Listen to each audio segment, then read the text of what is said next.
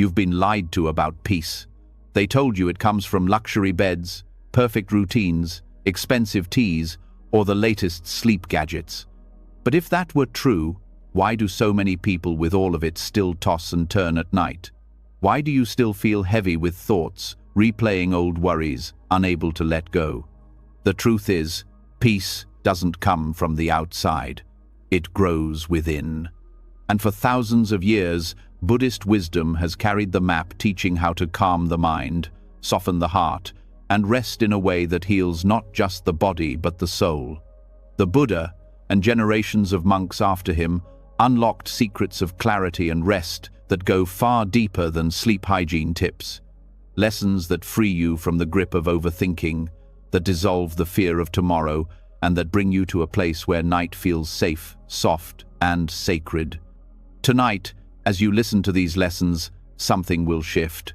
Your racing thoughts will begin to slow, your breath will grow lighter, your chest will feel less tight.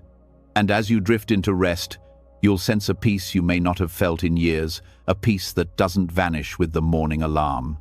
When you wake, you'll notice it, a mind less cluttered, a heart more open, a body more alive. The world will feel clearer, gentler, and finally, under your control. This is not just another guide to better sleep, this is a transformation waiting to happen. Are you ready? Let's begin. The night has always been more than darkness. It is a mirror, showing back every thought you tried to ignore during the day. You know the feeling. The house is quiet, the world outside has slowed, yet your own mind refuses to rest. It clings to the mistakes, the conversations, the endless lists of what still needs to be done. This is where many lose peace, not because life is hard, but because they cannot let go when the day ends. Buddhist teachings offer a path out of this trap, a way of loosening the grip of thoughts so that rest becomes natural, not forced. To let go before sleep is not weakness, it is strength. It is the practice of releasing what you cannot carry into the night. Letting go is often misunderstood. People think it means not caring, giving up, or pretending nothing matters. In truth, it is the opposite. Letting go is caring in the right way, at the right time. It means you see clearly what belongs to this day and what does not. The Buddha taught that attachment creates suffering, and clinging to unfinished tasks or unspoken words only binds you tighter to the fire of restlessness. Before sleep, detachment is not about abandoning your responsibilities, but about recognizing that night has its own sacred purpose, to restore, to renew, to cleanse the mind. You do not need to solve everything before resting. You need to release the illusion that you can. One of the simplest practices is acknowledging the weight you carry. Instead of forcing yourself to push away worries, notice them as they arise. Thought of work? Acknowledge it. This belongs to tomorrow. Memory of an argument? See it for what it is. This is already past.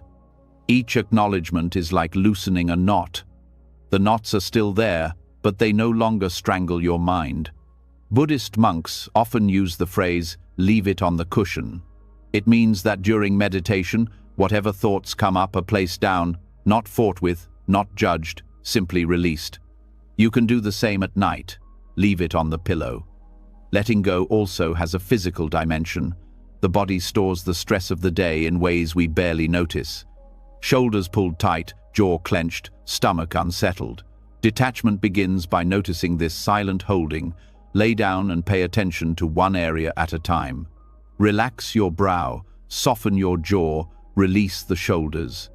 This is not only relaxation, it is teaching the body that it no longer has to defend itself against the day. You are safe now, and safety is what allows sleep to come. Buddhist texts often speak of the body as a vehicle. When you release tension, you are not just relaxing, you are taking care of the very vessel that carries your consciousness through life. Another layer of letting go is tied to identity. You have a name, a role, responsibilities, parent, partner, worker, friend. These roles are necessary, but they are also heavy when carried into the night. The moment before sleep is your chance to set them aside. In Buddhist practice, there is the recognition that the self is not fixed. It shifts, it changes, it is not solid. Before sleep, remind yourself, you do not have to be the worker, the parent, the provider. You are simply awareness resting. In that moment, your true self is not defined by tasks or titles. This gentle release can feel like freedom, the kind of freedom children naturally know before sleep claims them. The art of letting go is also about trust. Many resist sleep because they feel they are losing control. They keep replaying scenarios as if, by thinking harder, they can prevent what may happen tomorrow. Yet Buddhist wisdom teaches impermanence. Nothing is fixed, nothing stays exactly as it is. Trusting this truth means accepting that no amount of clinging will freeze the world or solve tomorrow in advance. Rest is an act of faith, a surrender to impermanence. Each night, when you close your eyes, you are practicing the same letting go that death will one day require. In this way, sleep becomes a daily rehearsal for peace. It is natural to resist surrender. The modern mind is trained to achieve, to control, to always do more. But the mind also needs a balance between effort and release. Think of a bow held too tightly. It snaps. The Buddha called this balance the middle way, not too tight, not too loose. At night, letting go means loosening the strings. You have worked, you have tried, you have lived. Now you allow life itself to take over. The earth continues to spin, the moon continues to rise, and none of it requires your control. By letting go, you align with this greater rhythm. There are also practices that make this letting go easier. Writing down your thoughts before bed can act like emptying a cup. A journal becomes the safe container for everything unfinished, so your mind doesn't have to carry it. Once written, it is no longer floating in your head. Monks often use chanting for the same reason. The repetition of a mantra shifts the mind from scattered thoughts to a steady rhythm, creating space for silence to enter. You do not need to be in a monastery to practice this. A few words of kindness, a breath repeated with awareness, can have the same power. Letting go is not only for the restless mind, but also for the restless heart. Resentments, regrets, disappointments, they echo louder at night. Buddhist compassion practice offers a way through. Before sleep, silently offer forgiveness. To yourself, to others. It does not mean excusing harm, but it means choosing not to carry the poison into another day. Anger is heavy, forgiveness is light. The more you release, the more room there is for rest. Scientific studies support what Buddhists have known for centuries. Mental clutter disrupts sleep. Neuroscientists show that the prefrontal cortex, the part of the brain responsible for planning and analyzing, often stays overactive when we carry unresolved thoughts into bed. By practicing detachment, whether through breath, writing, or compassion, you allow this part of the brain to settle. The nervous system shifts from fight or flight into rest and digest, the state where true recovery begins. What science confirms, Buddhism has lived for generations. There is also a beauty in ritual. Monks close the day with specific chants or bows, signaling to the body and mind that the day is complete. You can create your own small ritual. It may be as simple as lighting a candle and blowing it out with the intention, "This day is done," or washing your face slowly, as if cleansing not only your skin, but also your mind. Rituals are reminders, guiding you from the noise of day into the quiet of night. Each act says, "I release, I rest, I renew." The power of letting go before sleep lies in its consistency. One night may feel difficult, another may feel easy, but the practice is cumulative. Each evening you release a little more. The mind learns a new habit, to trust silence, to embrace rest. Over weeks and months, this habit reshapes not just your nights but your days. You wake with clarity, with steadiness, because the mind that learns to release at night becomes the mind that can release in daylight too. The habit of clinging loosens everywhere, not only in bed. There is also a spiritual dimension. Letting go is not simply practical, it is sacred. In the stillness before sleep, you are entering a state close to meditation. Thoughts dissolve, awareness softens, the self loosens. Many Buddhist masters describe sleep as a teacher, one that reminds us of impermanence, emptiness, and the illusion of control. To rest well is to live in alignment with these truths, not fighting them, but flowing with them. Night then becomes not just recovery but practice, a spiritual offering where you train in the deepest wisdom of letting go. Over time, you may notice something extraordinary. As you practice letting go before sleep, your dreams themselves change. They become lighter, less filled with conflict, sometimes even luminous. The subconscious, once filled with fear and repetition, begins to reflect the peace you cultivate. The boundary between waking and sleeping thins, and clarity begins to follow you through both. This is the hidden gift of Buddhist practice. Transformation does not end when the day does. It continues quietly in the night. What you are learning here is more than a sleep technique. It is a way of living. Detachment is not cold, it is compassionate. It allows you to face the world fully during the day because you know you can release it at night. It teaches you that peace is not about fixing every detail of life, but about knowing when to hold on and when to let go. Every evening becomes a training ground, a chance to free yourself, a chance to rest not just your body but your soul. And so, as this lesson closes, take this truth with you. The art of letting go before sleep is not a loss. It is a return to your natural state, where mind and heart are unburdened, where the night is not an enemy but a friend, where rest is not chased but welcomed. This is the first step on the journey to peaceful rest and a clear mind. And it is the foundation upon which all other lessons will build. When you learn to let go, the mind begins to settle. But letting go alone is not enough.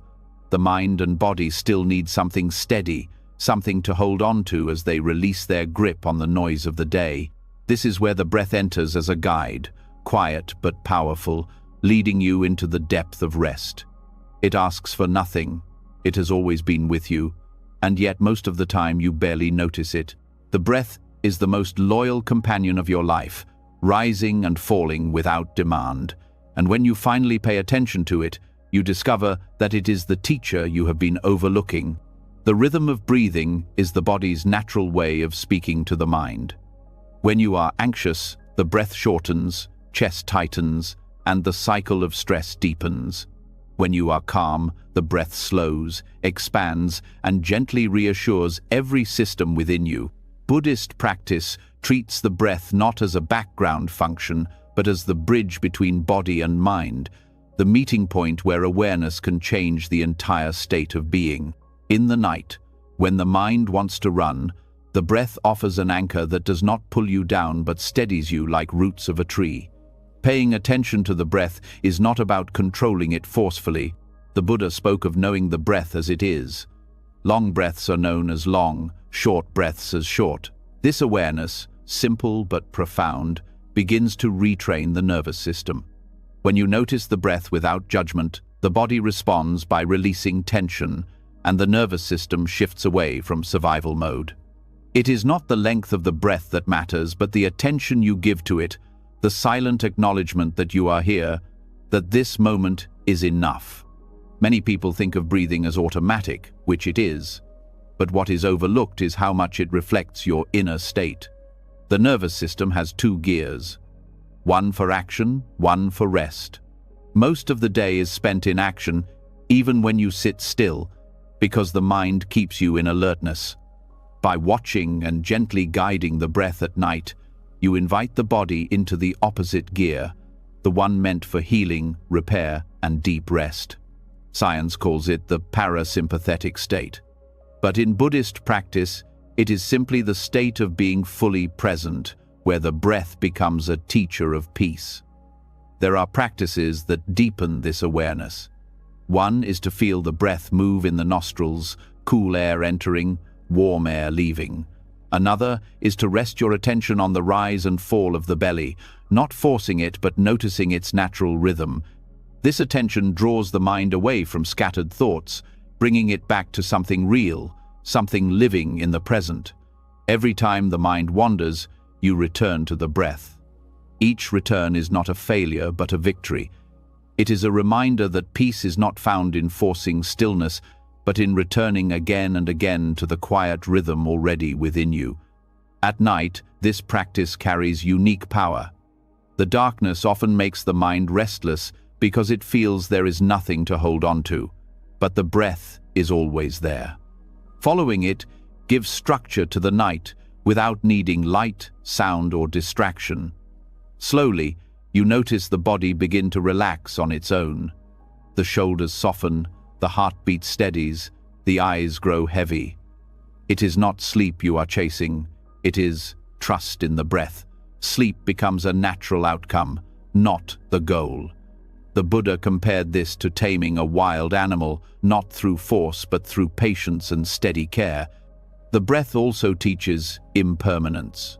No two breaths are the same.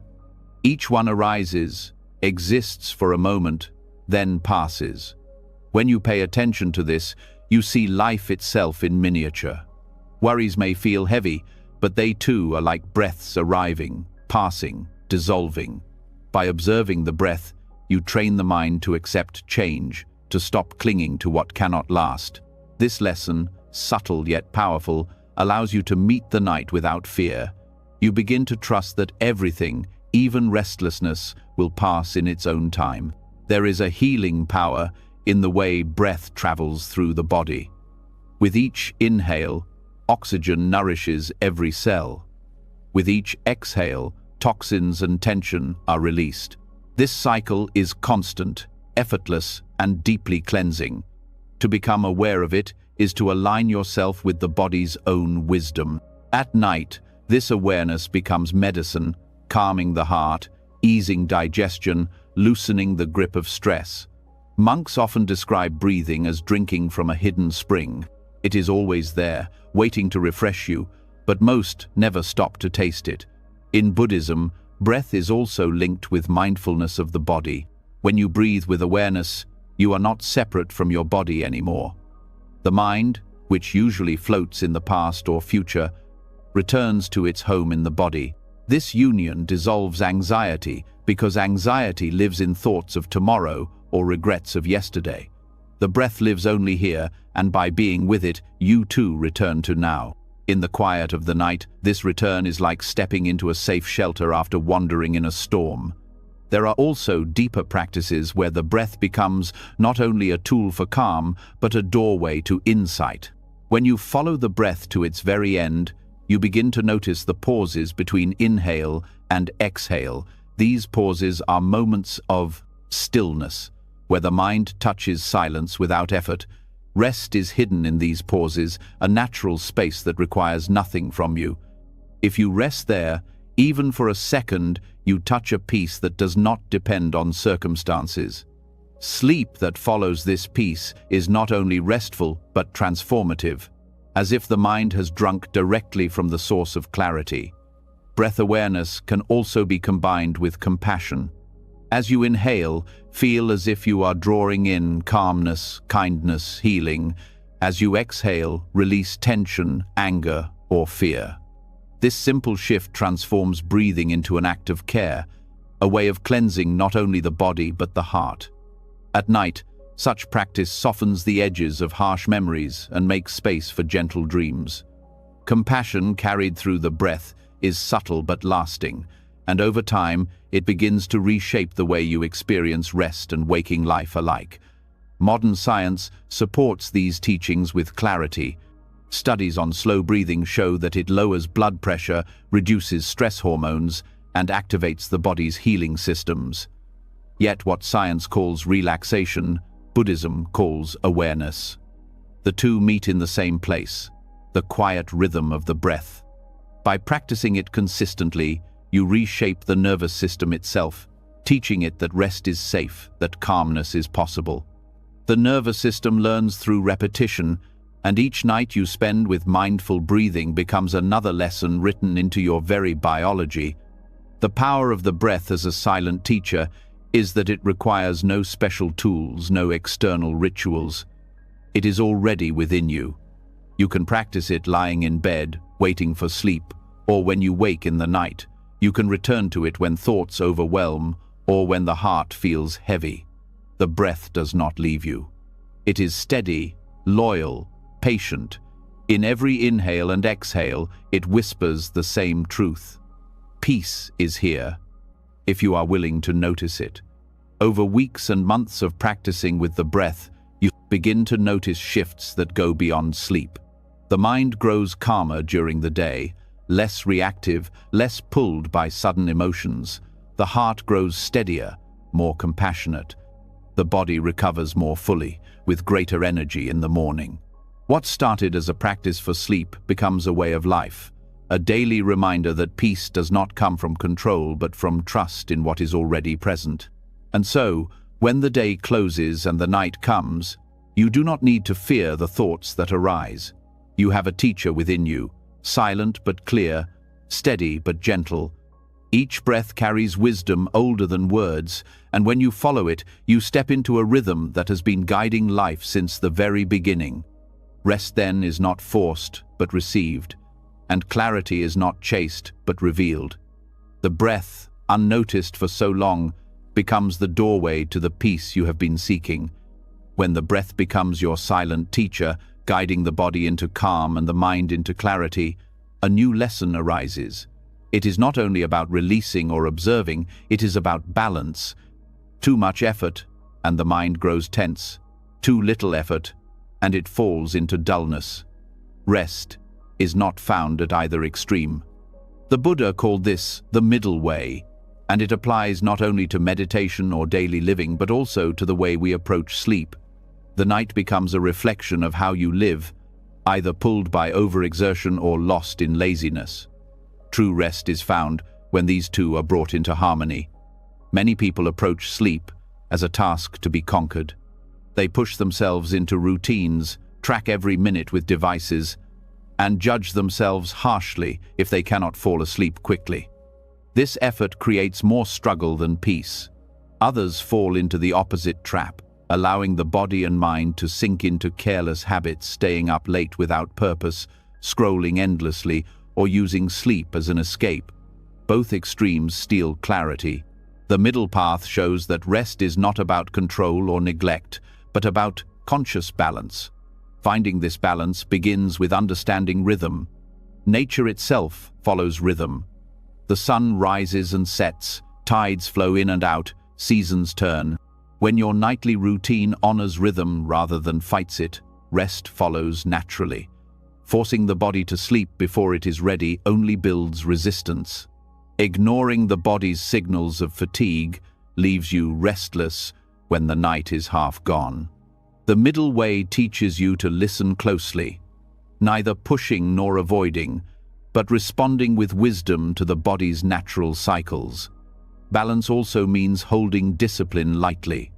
Discipline is needed to set boundaries, turning off lights at a certain time, limiting distractions, preparing the body for sleep.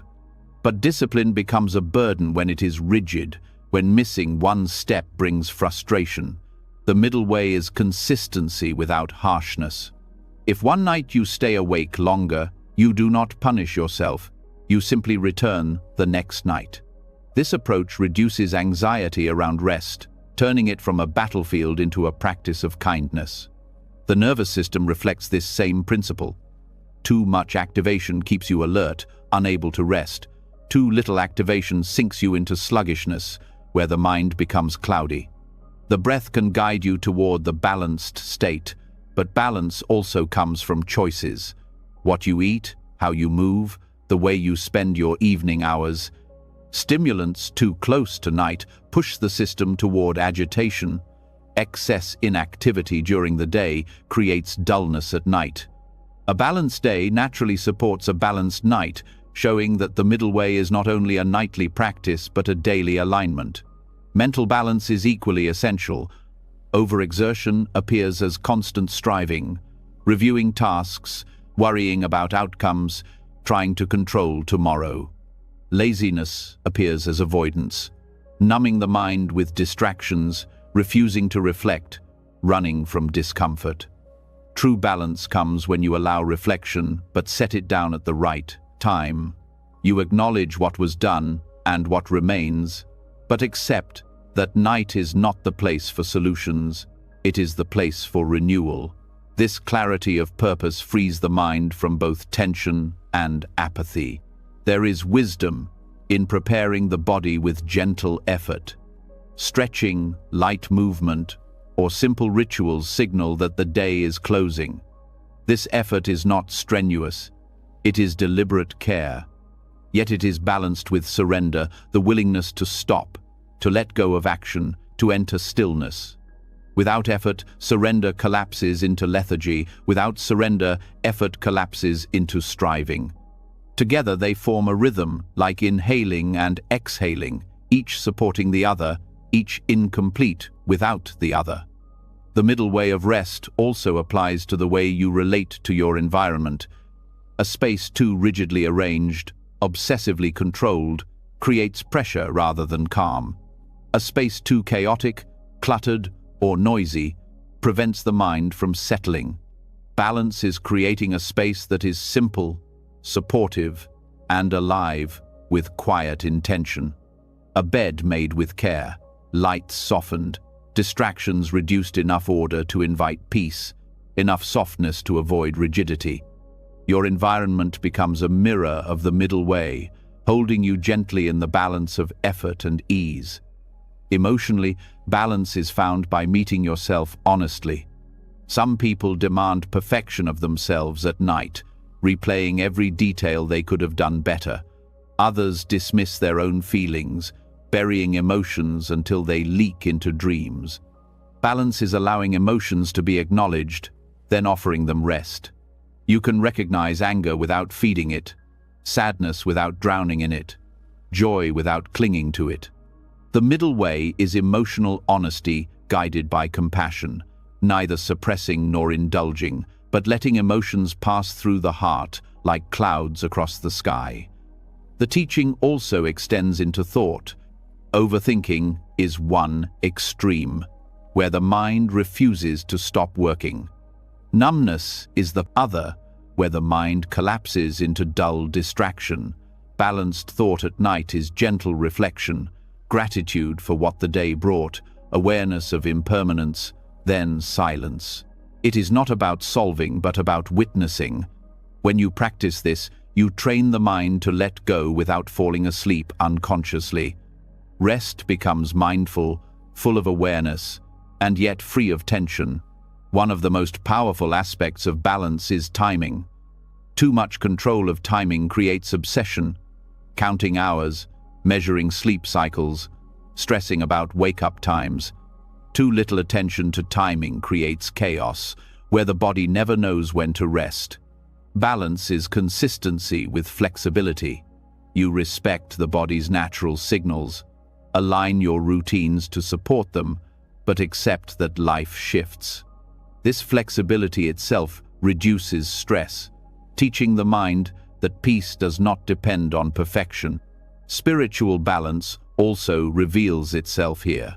Some treat night as wasted time, rushing to finish tasks, sleeping as little as possible.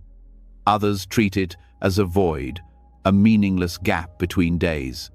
Buddhist practice reveals night as sacred, a time for renewal of body and spirit. Sleep becomes service to life itself, preparing you to act with clarity and compassion when day returns. This view brings dignity to rest, a middle ground between dismissal and overemphasis. You rest not as indulgence, not as punishment, but as practice. Balance even shapes your dreams. A restless mind clings to effort, creating chaotic dreams. A dull mind sinks into heaviness, leaving dreams empty or forgotten. A balanced mind rests in clarity, where dreams may become gentle reflections, even teachers. Night, then, is not wasted or feared, but embraced as part of the path, another arena where balance shapes peace. Practicing the middle way of rest is a lifelong journey. Some nights you lean toward effort, others toward laziness. What matters is noticing, correcting, returning to balance again and again. Just as a tightrope walker wobbles but continues, so too does the practice of rest. Each return is growth. Over time, the swings lessen and balance becomes natural. You no longer fight with rest or neglect it, you live it as part of the way. As the body and mind learn this balance, mornings change. You rise, not heavy, not tense, but clear. Energy flows steadily, instead of in bursts or collapses. The clarity of night carries into day, shaping the way you work, speak, and act. Balance at night teaches balance in life. And this is why the middle way is not just a philosophy, but a lived truth. It transforms the smallest acts, even lying down to rest, into steps along the path of wisdom. To carry this into your own life, notice the extremes. When you push too hard, soften. When you slip into neglect, rise with care. Build gentle rituals, but hold them lightly. Respect your body, but do not worship control. Allow emotions, but release their grip. See night not as enemy or escape, but as a sacred time for balance. Every evening is an opportunity to practice, every morning a reflection of how well you walked the middle path. The Buddha's teaching of balance was never about grand gestures. It was about the simple moments where wisdom meets daily life. Sleep is one of those moments. In the middle between effort and surrender, you find peace. In the middle between control and neglect, you find clarity. In the middle between striving and apathy, you find rest. This balance is the doorway to freedom, carried quietly into the night and revealed in the clear mind that greets the morning. Balance in rest teaches you how to walk the middle path between effort and surrender, but balance alone is not the end of the journey. What you carry into sleep has a direct impact on the quality of your dreams and, more importantly, the clarity of the mind that greets the morning. Thoughts are not harmless shadows. They are seeds.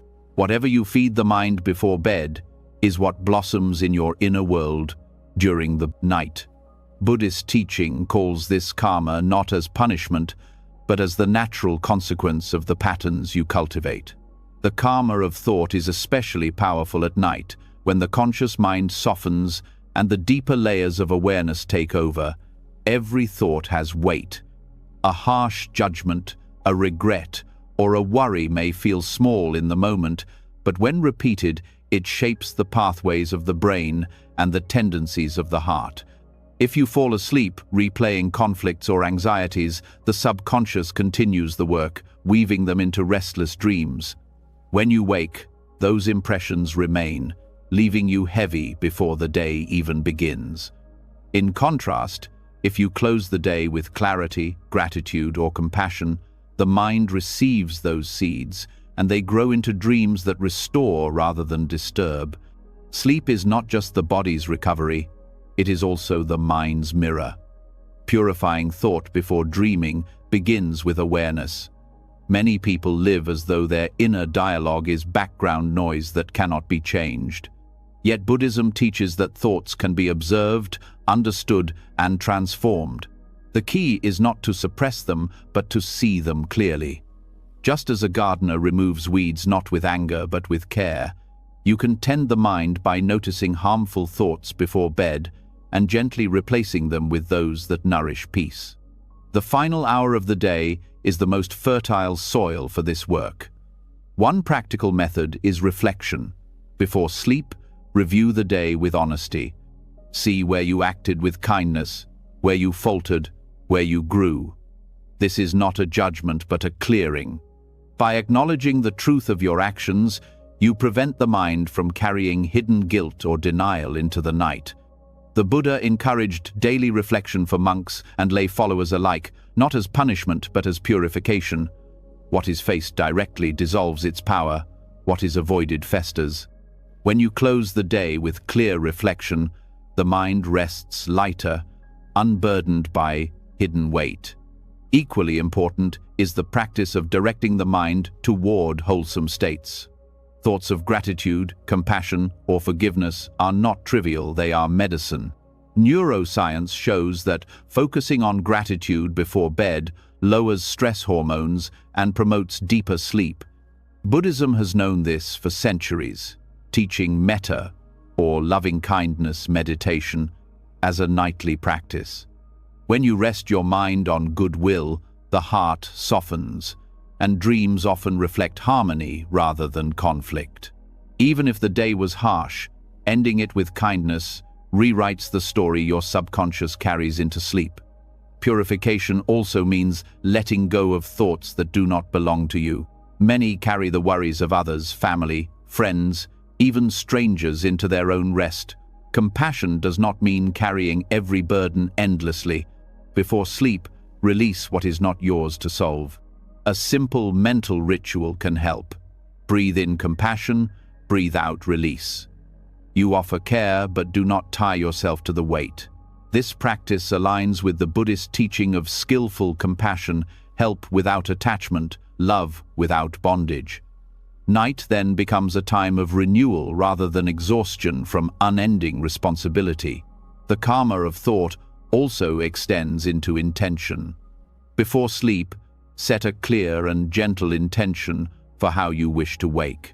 It could be as simple as, "May I rise with clarity," or "May I bring peace to others tomorrow." Intention shapes the mind like a compass shapes direction. Even if you forget it while dreaming, the subconscious remembers. Research in psychology confirms that intention before sleep influences memory, creativity, and problem-solving. Buddhism frames this as the law of cause and effect. The seeds you plant in thought today bear fruit in your experience tomorrow. Dreams themselves can become part of purification. Instead of treating them as random, you can meet them with awareness. If you wake from a troubling dream, notice the emotion it left behind. Is it anger, fear, longing? See it as a reflection of the mind's state, not as prophecy. Then, release it. Some Buddhist traditions encourage gentle contemplation of dreams as teachers of impermanence and illusion. Just as dreams dissolve upon waking, so too do worries dissolve when seen with clarity. By treating dreams as lessons, you transform even unsettling experiences into opportunities for insight. Purifying thought also involves the discipline of consumption. What you read, watch, or discuss before bed becomes food for the mind. Violence, gossip, or noise leave residues that surface in dreams. The Buddha emphasized guarding the senses, being mindful of what enters through eyes and ears.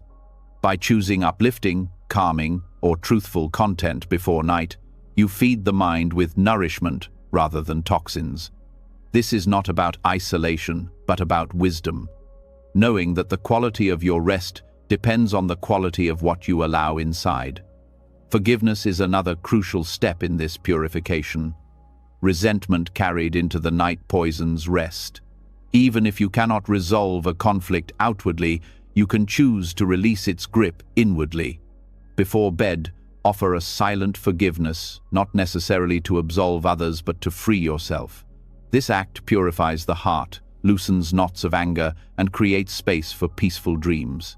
Over time, this practice changes not only your nights but your days, as the habit of forgiving becomes more natural, less conditional. There is also the need to purify thought toward yourself. Many people end the day with harsh self-criticism, replaying mistakes, calling themselves names, feeling inadequate. This is a form of mental violence. The karma of such thought is carried into dreams, often manifesting as nightmares or feelings of worthlessness upon waking. To counter this, practice gentle self-compassion. Speak to yourself as you would to a dear friend. You tried, you learned, you are still worthy. This is not indulgence, it is medicine. The Buddha taught that self and other are not separate. Compassion given to yourself extends outward naturally. Rituals of purification can be subtle but powerful. Lighting incense, chanting softly, or even placing hands together in gratitude signals the mind that the day is complete and that only peace is welcome in the night. These actions anchor thought, steering it toward clarity. Neuroscience shows that ritual stabilizes the mind, creating predictability that reduces anxiety. In Buddhism, ritual is not superstition but skillful means, tools that guide the mind toward wholesome states. The effect of purifying thought before sleep is cumulative. One night of kindness may ease a dream, but months of practice reshape the entire landscape of your mind. The subconscious becomes less reactive, the heart more resilient, the mornings clearer. This is the karma of thought. Each effort compounds, each seed grows, until the mind itself becomes a field of peace rather than a battlefield of restlessness. To live this teaching is to take responsibility for your inner world. You cannot always control the events of the day, but you can choose what thoughts you feed as night approaches. You can choose honesty over denial, gratitude over resentment, compassion over anger. These choices ripple into the night, shaping not only your rest but the quality of your waking life.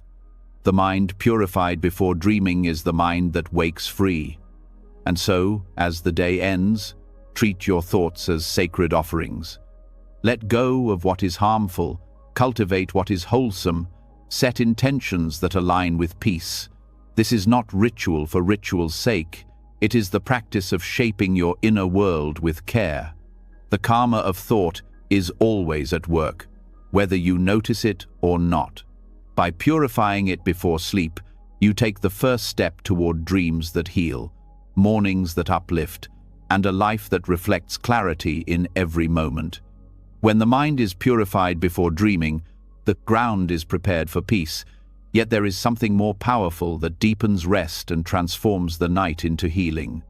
That power is compassion, not the fleeting kindness that comes and goes when convenient, but the steady warmth of loving kindness that Buddhists call metta. It is more than a feeling, it is an inner posture, a way of holding yourself and others with gentle care. When compassion becomes the state you enter before sleep, rest changes its nature. The heart loosens, the breath steadies, and even dreams soften into teachers of healing rather than vessels of fear. Compassion as a sleep aid works because the nervous system responds to the emotions you cultivate. Anger or resentment tightens the body, keeps the heartbeat fast, and creates tension in the muscles that prevents deep rest. Compassion signals safety.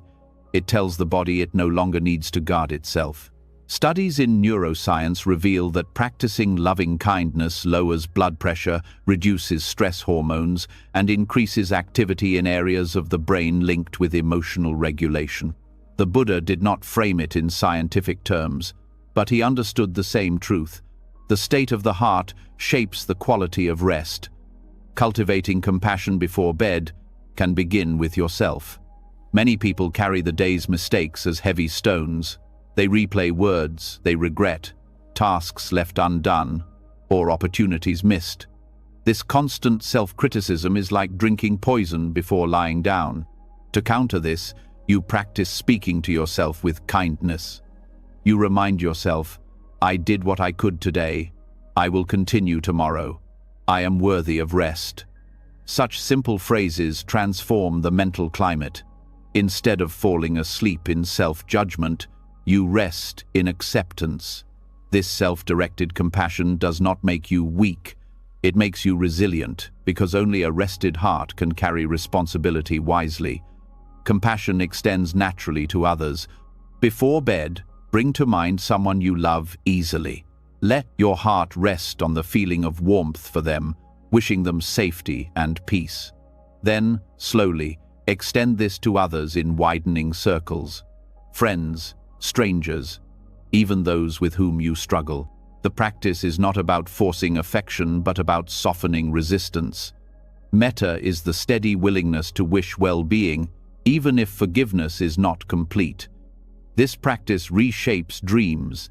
Instead of conflict replayed in sleep, the mind begins to weave images of connection, reconciliation, or gentle release.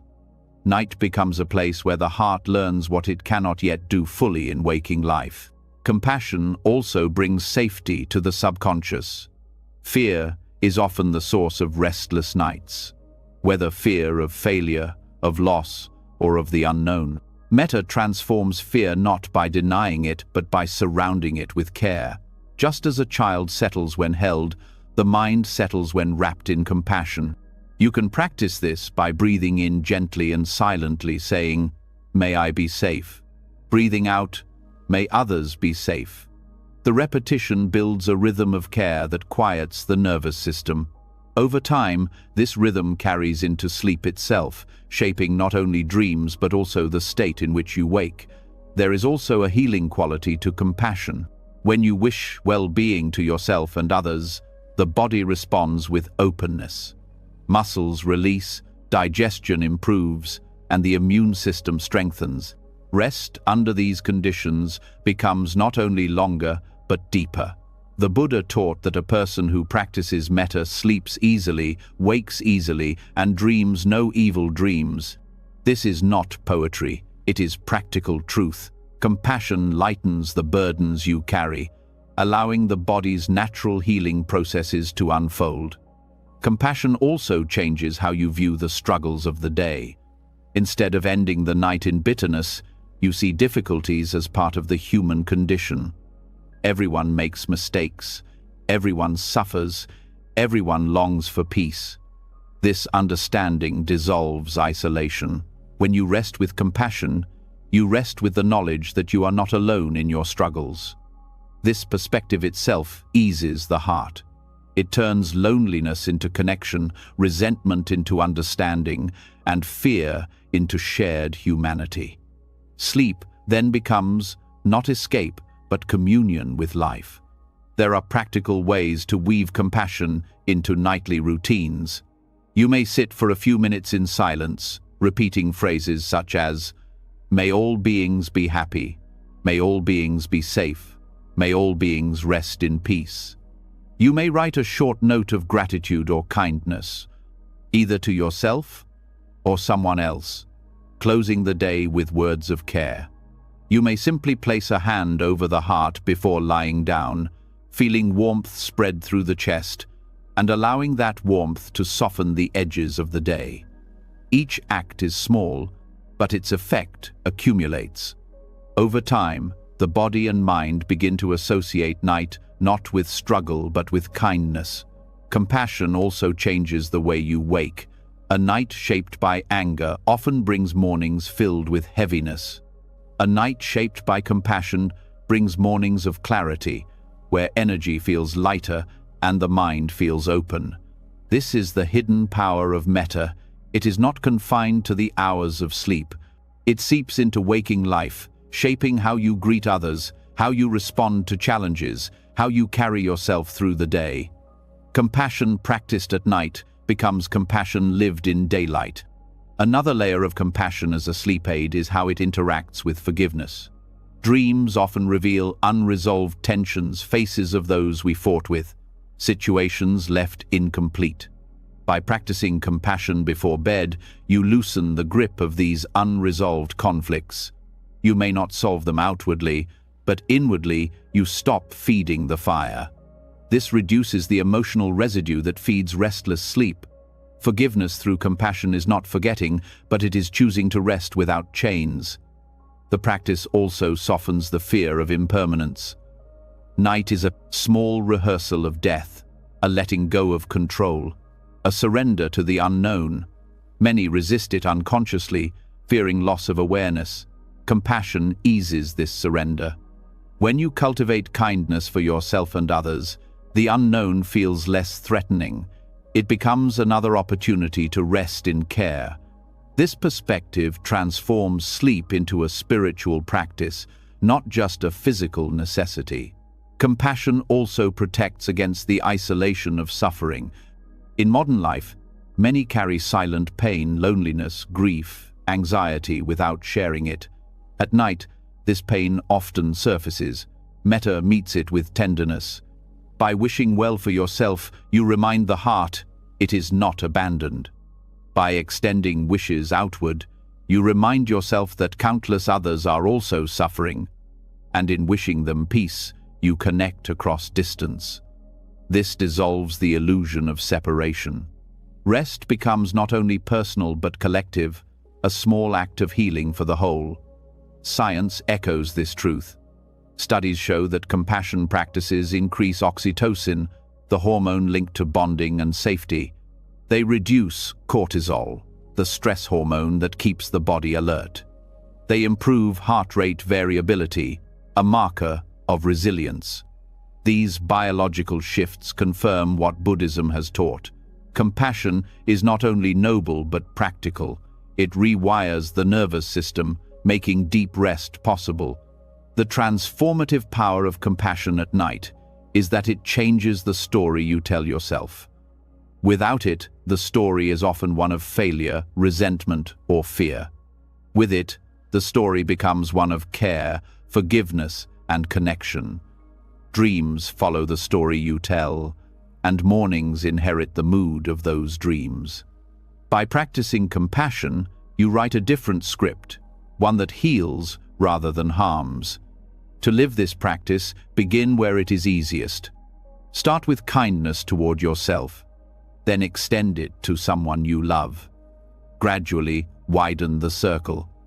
Over time, even difficult people may enter this circle, not because you excuse harm, but because you refuse to let harm poison your rest. Compassion is not weakness, it is strength.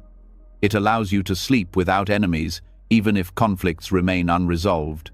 It allows you to rest without self-hatred, even if mistakes remain.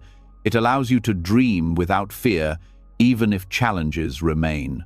Compassion as a sleep aid is not about escaping life, but about preparing to meet it with clarity. The Buddha's words remain true. One who practices metta sleeps easily, wakes easily, and dreams no evil dreams.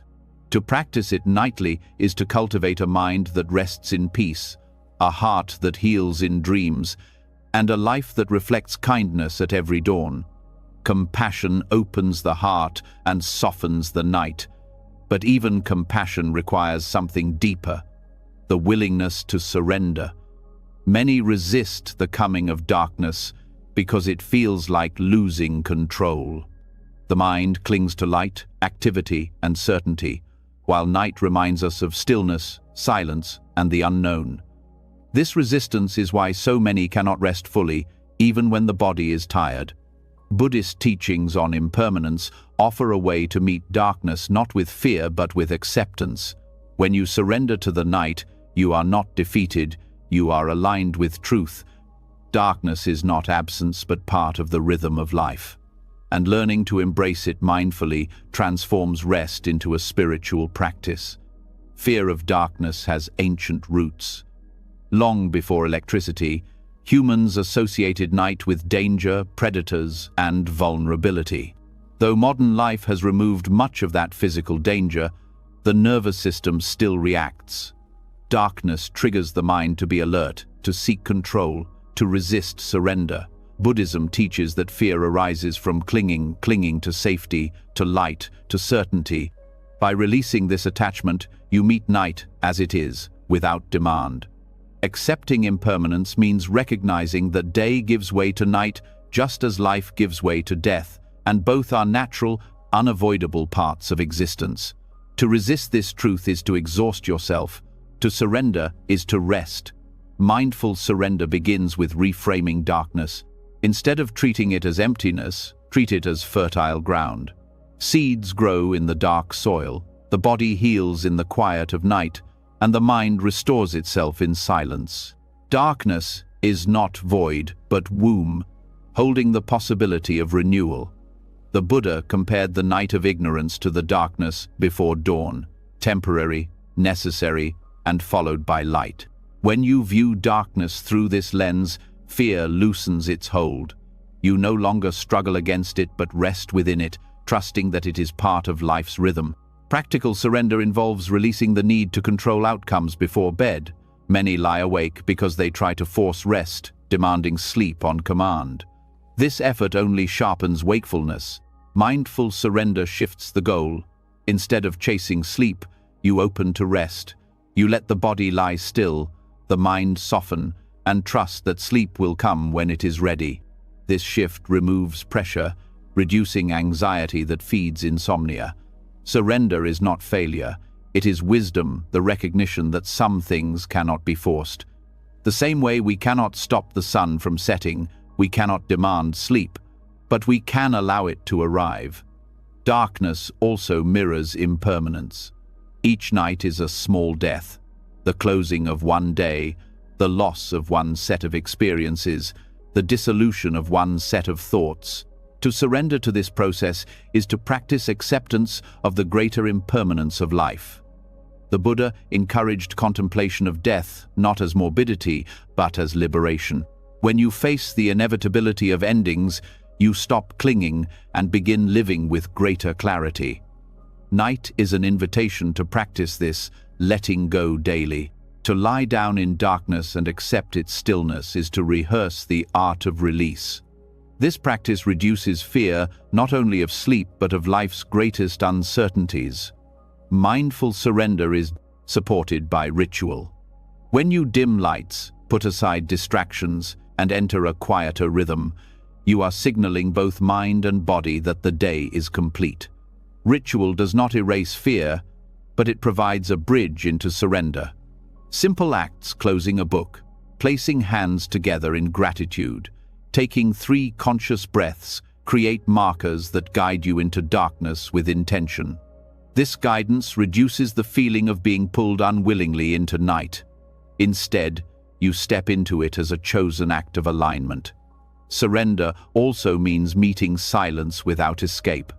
Many fill the night with noise, television, music, endless scrolling because silence feels uncomfortable. Yet silence is where the mind releases its grip. Buddhism teaches that silence is not absence but presence. It is the space where awareness reveals itself. When you sit with silence at night, without distraction, you discover that it is not threatening but nourishing. The mind may resist at first, throwing up restless thoughts, but with patience, silence becomes the very ground of peace. To surrender to silence is to allow the mind to return home. Another dimension of surrender is trust. Trust that your body knows how to heal when you let it rest. Trust that your breath continues without your control. Trust that night always gives way to morning.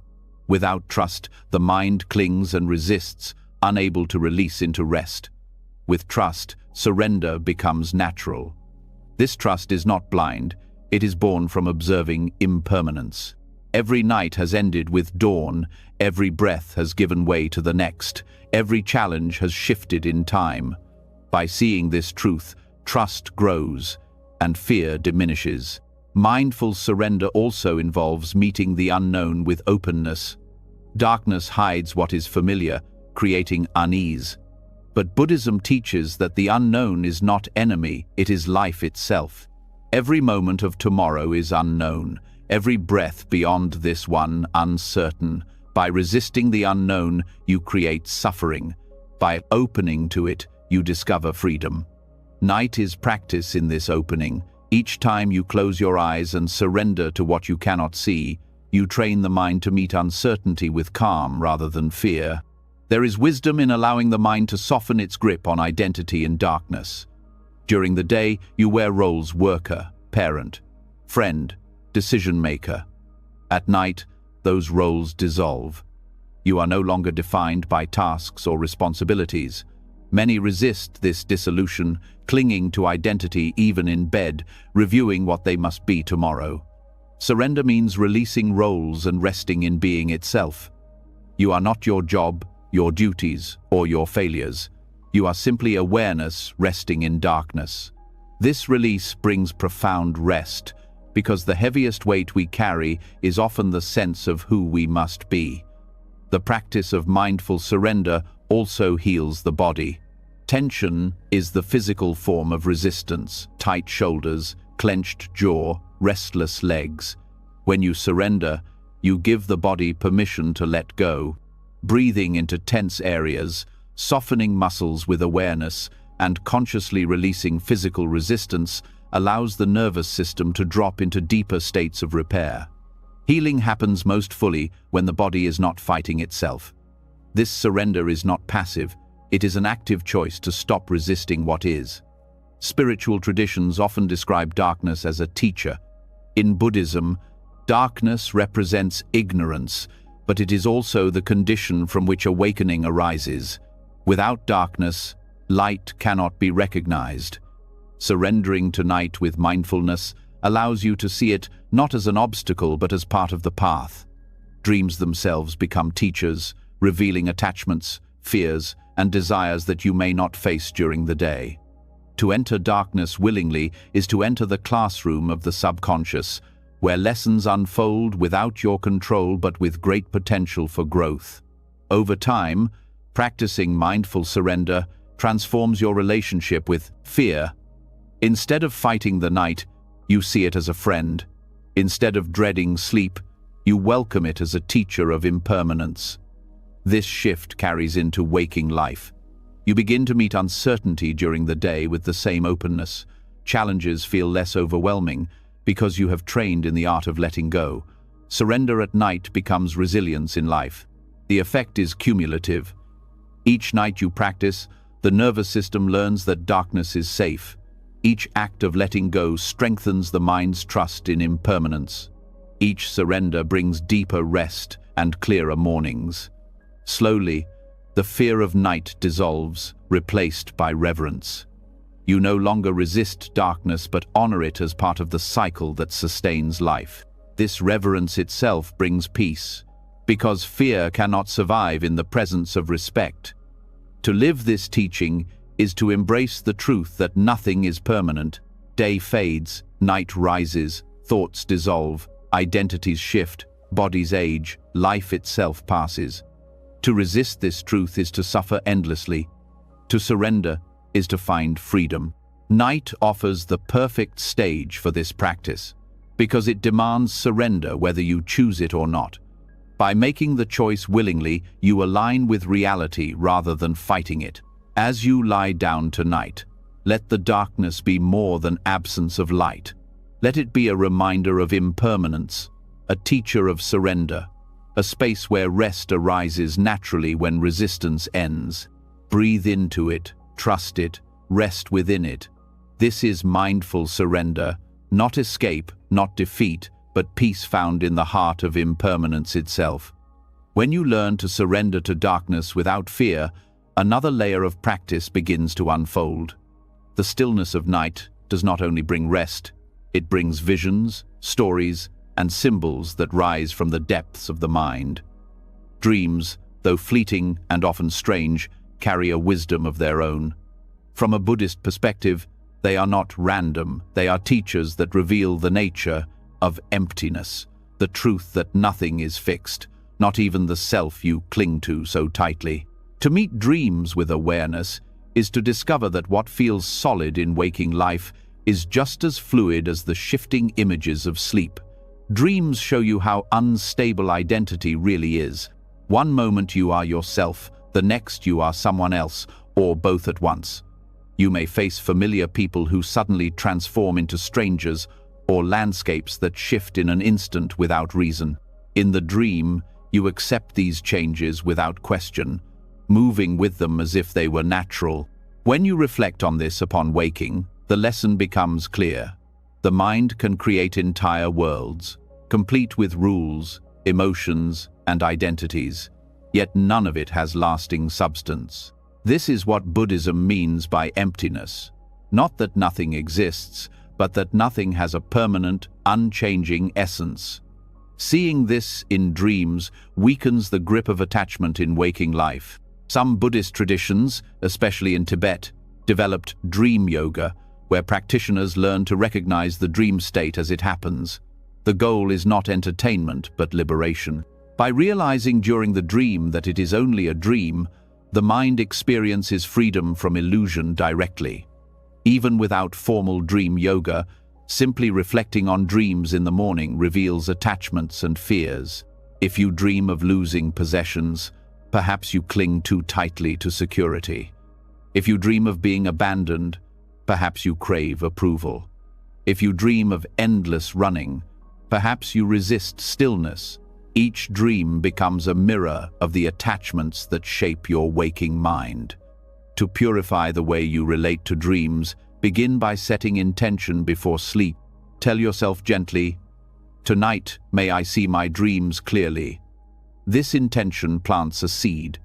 Over time, you start remembering more of your dreams, and you carry a subtle awareness that even while dreaming, you are not completely lost. This practice teaches you to meet illusions with mindfulness. When the mind can see through illusions in sleep, it strengthens the ability to see through illusions in daily life. Illusions of control, permanence, and fixed identity. Writing dreams upon waking is another powerful method. By keeping a record, patterns emerge. You notice recurring themes, symbols, or emotions that show where the mind is most attached. A repeated dream of failing an exam long after school has ended may reveal a lingering fear of judgment. A recurring dream of being chased may uncover resistance to facing difficult truths. These insights are not trivial. They show you where clinging hides.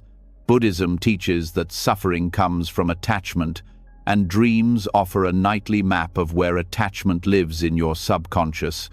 Even nightmares serve as teachers. They may shake you, but they reveal fears you have not yet faced in waking life. Meeting them with compassion transforms them into opportunities. Instead of pushing them away, reflect, what is this fear pointing to? What illusion is it exposing? Nightmares are reminders that fear itself is an illusion sustained by clinging. By holding even the characters of your nightmare with compassion, silently wishing them peace, you dissolve their power. Over time, this practice turns even frightening dreams into pathways of growth. Dreams also highlight impermanence in a way waking life often hides. In dreams, entire worlds appear, exist, and vanish within seconds. When you wake, they dissolve completely, leaving no trace but memory. This cycle is a clear reflection of impermanence, the same truth that governs life itself. Relationships, possessions, and even identities arise and fade in the same way dreams do. By reflecting on this, the mind learns not to grasp so tightly. Sleep becomes a nightly teaching of the Dharma, showing in direct experience what texts can only describe. Another teaching dreams offer is the emptiness of I. In dreams, the sense of self shifts constantly. Sometimes you see the world through your own eyes, sometimes you observe yourself from outside, sometimes you become someone else entirely. This instability reveals that the self is not fixed, but constructed moment by moment. Waking life feels more stable, but Buddhism teaches it is no different.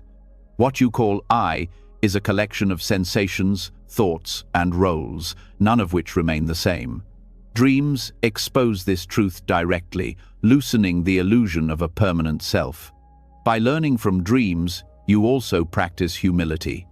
No matter how much control you think you have, dreams remind you that the mind is vast, often beyond conscious direction. They reveal layers of memory, fear, and desire you did not choose but still live within you. Instead of resisting this, Buddhist practice encourages you to observe with curiosity and compassion. Humility arises when you see that you are not the master of every thought, and peace arises when you stop demanding control over them.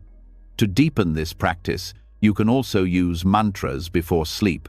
Repeating sacred syllables or phrases calms the mind and sets a clear tone for the night. These vibrations echo into dreams, creating an atmosphere of clarity. Practitioners have long reported that chanting before bed changes the quality of dreams, making them lighter, more meaningful, and sometimes even lucid. This is not superstition, but the natural effect of directing the mind with intention. What you plant in thought shapes what you reap in dreams. Dream practice also prepares you for greater transitions. Tibetan teachings often compare dreams to the bardo, the state between death and rebirth. Just as in dreams, the mind creates entire realities after death. By training to see dreams as illusions, Practitioners prepare to meet death with clarity, recognizing even then that appearances lack inherent solidity. For those not following monastic paths, the lesson still applies.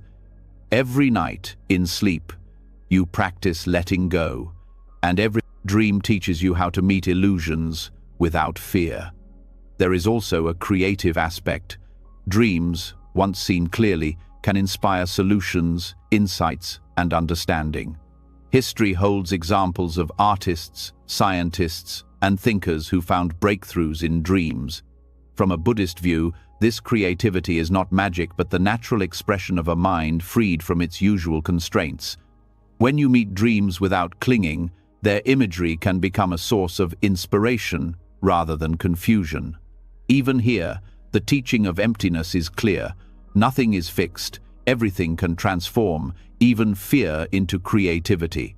The ultimate lesson dreams offer is that reality itself is not as solid as it appears. Just as you wake from a dream and see it for what it was, Buddhism teaches that awakening from ignorance reveals waking life as another dream, not unreal, but empty of permanence, empty of fixed essence. Dreams are nightly reminders of this truth. When you treat them as teachers, you are constantly being shown the nature of emptiness over and over again, until the lesson becomes part of your very way of seeing.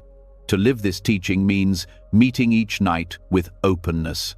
Set intention, observe with curiosity, reflect without clinging, and meet even nightmares with compassion. Over time, dreams cease to be random or frightening. They become allies, showing you illusions, pointing out attachments, teaching you impermanence, and reminding you of the emptiness of self. Night then becomes not only a time for rest, but a time for awakening, where even in sleep, the Dharma is alive, guiding you toward freedom. Dreams reveal emptiness and show how fragile and shifting the mind's creations can be. But even after learning from them, the heart still seeks something deeper, stillness itself. Beyond images, beyond stories, beyond even thoughts, there is silence. In Buddhist practice, silence is not the absence of sound, but the presence of peace. It is called noble silence because it carries dignity, clarity, and truth. At night, when the world finally begins to quiet, you are offered the rare chance to meet this silence. Yet many resist it, filling the evening with endless noise, as though silence itself were frightening. To embrace silence is to allow peace the space to arise. Silence at night is not simply turning off the television or closing the door. It begins within. Internal silence means softening the endless commentary of the mind, the constant chatter of judgment, memory, and worry. You do not silence the mind by force, but by creating space. Breath awareness, gentle reflection, and compassion all clear the way. Slowly, the noise grows lighter, and silence emerges like a clear sky after a storm. This inner quiet is what allows the body to release its final layers of tension, dropping into rest without resistance.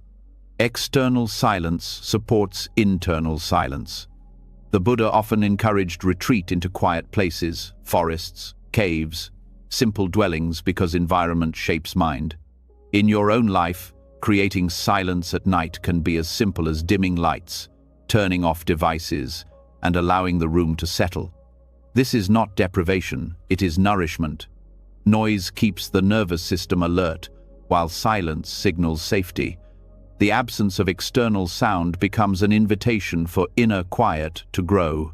The power of noble silence lies in its ability to reveal what is usually hidden. When noise falls away, you notice subtler things, the texture of your breath, the tone of your emotions, the rhythm of your thoughts. Silence is a mirror.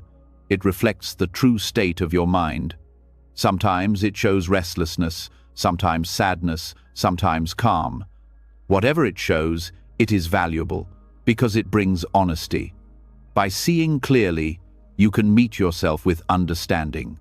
Without silence, the deeper layers remain buried beneath distraction. Silence also heals relationships with others. Many conflicts arise because people fear silence in conversation, rushing to fill gaps with words that are often unnecessary. At night, when you practice noble silence, you learn that silence itself can be a form of communication, a presence that says, "I am here, I am at peace. I do not need to demand or resist." This understanding softens your interactions in waking life. The practice of nightly silence becomes a practice of deeper listening during the day. In meditation, noble silence is a discipline, a way of training the mind to settle without clinging to words. Applied at night, it turns rest into a continuation of meditation. The body lies down, the voice quiets, the mind releases. This silence is not empty, it is full of presence. It is alive with awareness, even when no thought or word moves. Entering sleep from this silence brings a depth of rest that ordinary routines cannot reach. The mind does not carry the residue of noise into dreams, but instead drifts into clarity. Silence also teaches impermanence. In the absence of noise, you notice that even silence shifts. It is filled with subtle sounds, the hum of breath, the distant rhythm of life outside, the faint movements of your own body. Silence is not a static void, but a dynamic presence. By observing it, you realize that peace is not fixed but living, always changing yet always here. This awareness makes peace more accessible, because you no longer demand perfection. You rest in silence as it is, allowing it to hold you without expectation. Fear of silence often comes from fear of facing oneself. Many avoid quiet because they fear what they will find: loneliness, regret, unresolved feelings. But silence is not an enemy. When you meet these emotions in silence, you discover they are not as solid as you feared. They arise, move through, and dissolve. Noble silence gives them space to pass without being suppressed. This is why it is noble. It allows truth to surface without interference, and in that truth, healing begins. The body, too, responds to silence. Noise keeps the senses sharp, even when you think you are used to it. Studies show that background noise raises stress levels and disrupts sleep cycles. Silence lowers blood pressure, steadies the heart, and allows the nervous system to reset. This is why monks and practitioners often retreat into silence for days or weeks. It is medicine. You may not need weeks, but a few minutes of intentional silence before sleep can begin the same process of healing. Another dimension of noble silence is humility. Words often carry ego, the need to explain, to justify, to prove. Silence removes this mask. In silence, you are not your titles, your arguments, your roles. You are simply presence.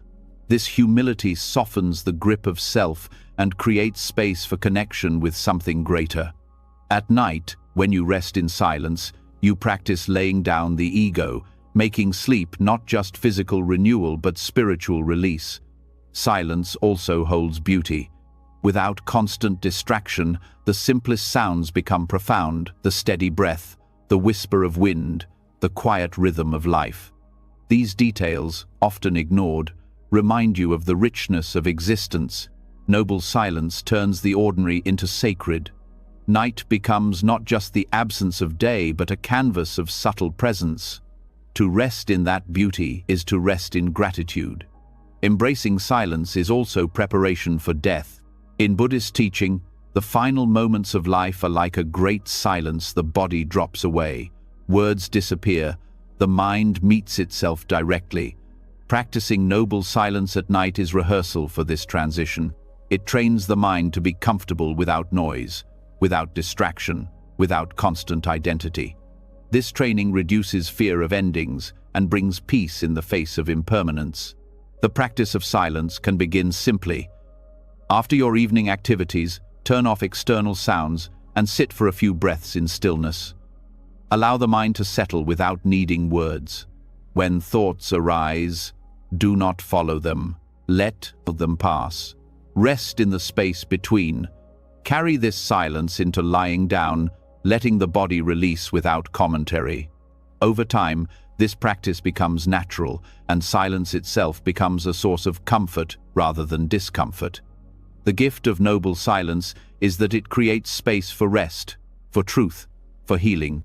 It is not a void but a doorway, leading you to the peace that has always been present beneath the noise.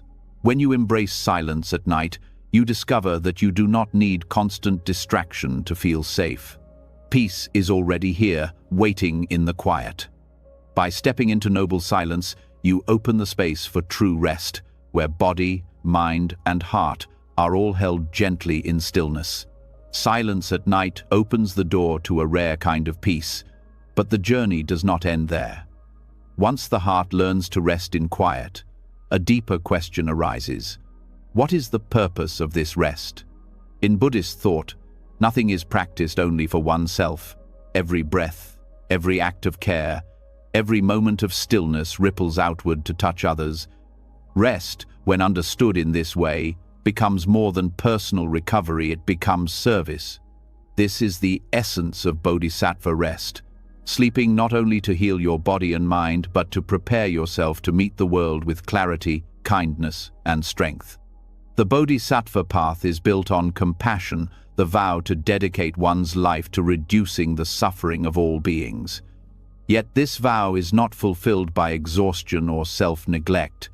Service without renewal quickly collapses into burnout, resentment, and fragility. To rest as a bodhisattva is to recognize that sleep itself is an offering. By allowing your body and mind to recover, you are preserving the energy needed to act wisely and compassionately when others call upon you. In this way, lying down becomes an act of generosity, not selfishness. Rest as service requires a shift in perspective. Many people treat sleep as wasted time, a necessary pause in productivity. From the Bodhisattva view, rest is sacred preparation. Just as monks treat meals as fuel for practice, rest is the fuel for compassion. When you rise from sleep with clarity, your words are more patient, your actions more skillful, your presence more healing. Every person you encounter benefits from the rest you allowed yourself the night before. This understanding removes guilt from sleep and restores its dignity as part of the path. This perspective also transforms how you approach the act of lying down. Instead of collapsing into bed with exhaustion or resentment, you can frame it as an offering. I rest tonight so that I may meet tomorrow with compassion. This intention softens the heart, reduces restlessness, and aligns the mind with service. It is a way of dedicating even the unconscious hours of sleep to the benefit of others. Just as prayers or chants can be offered, so too can sleep itself.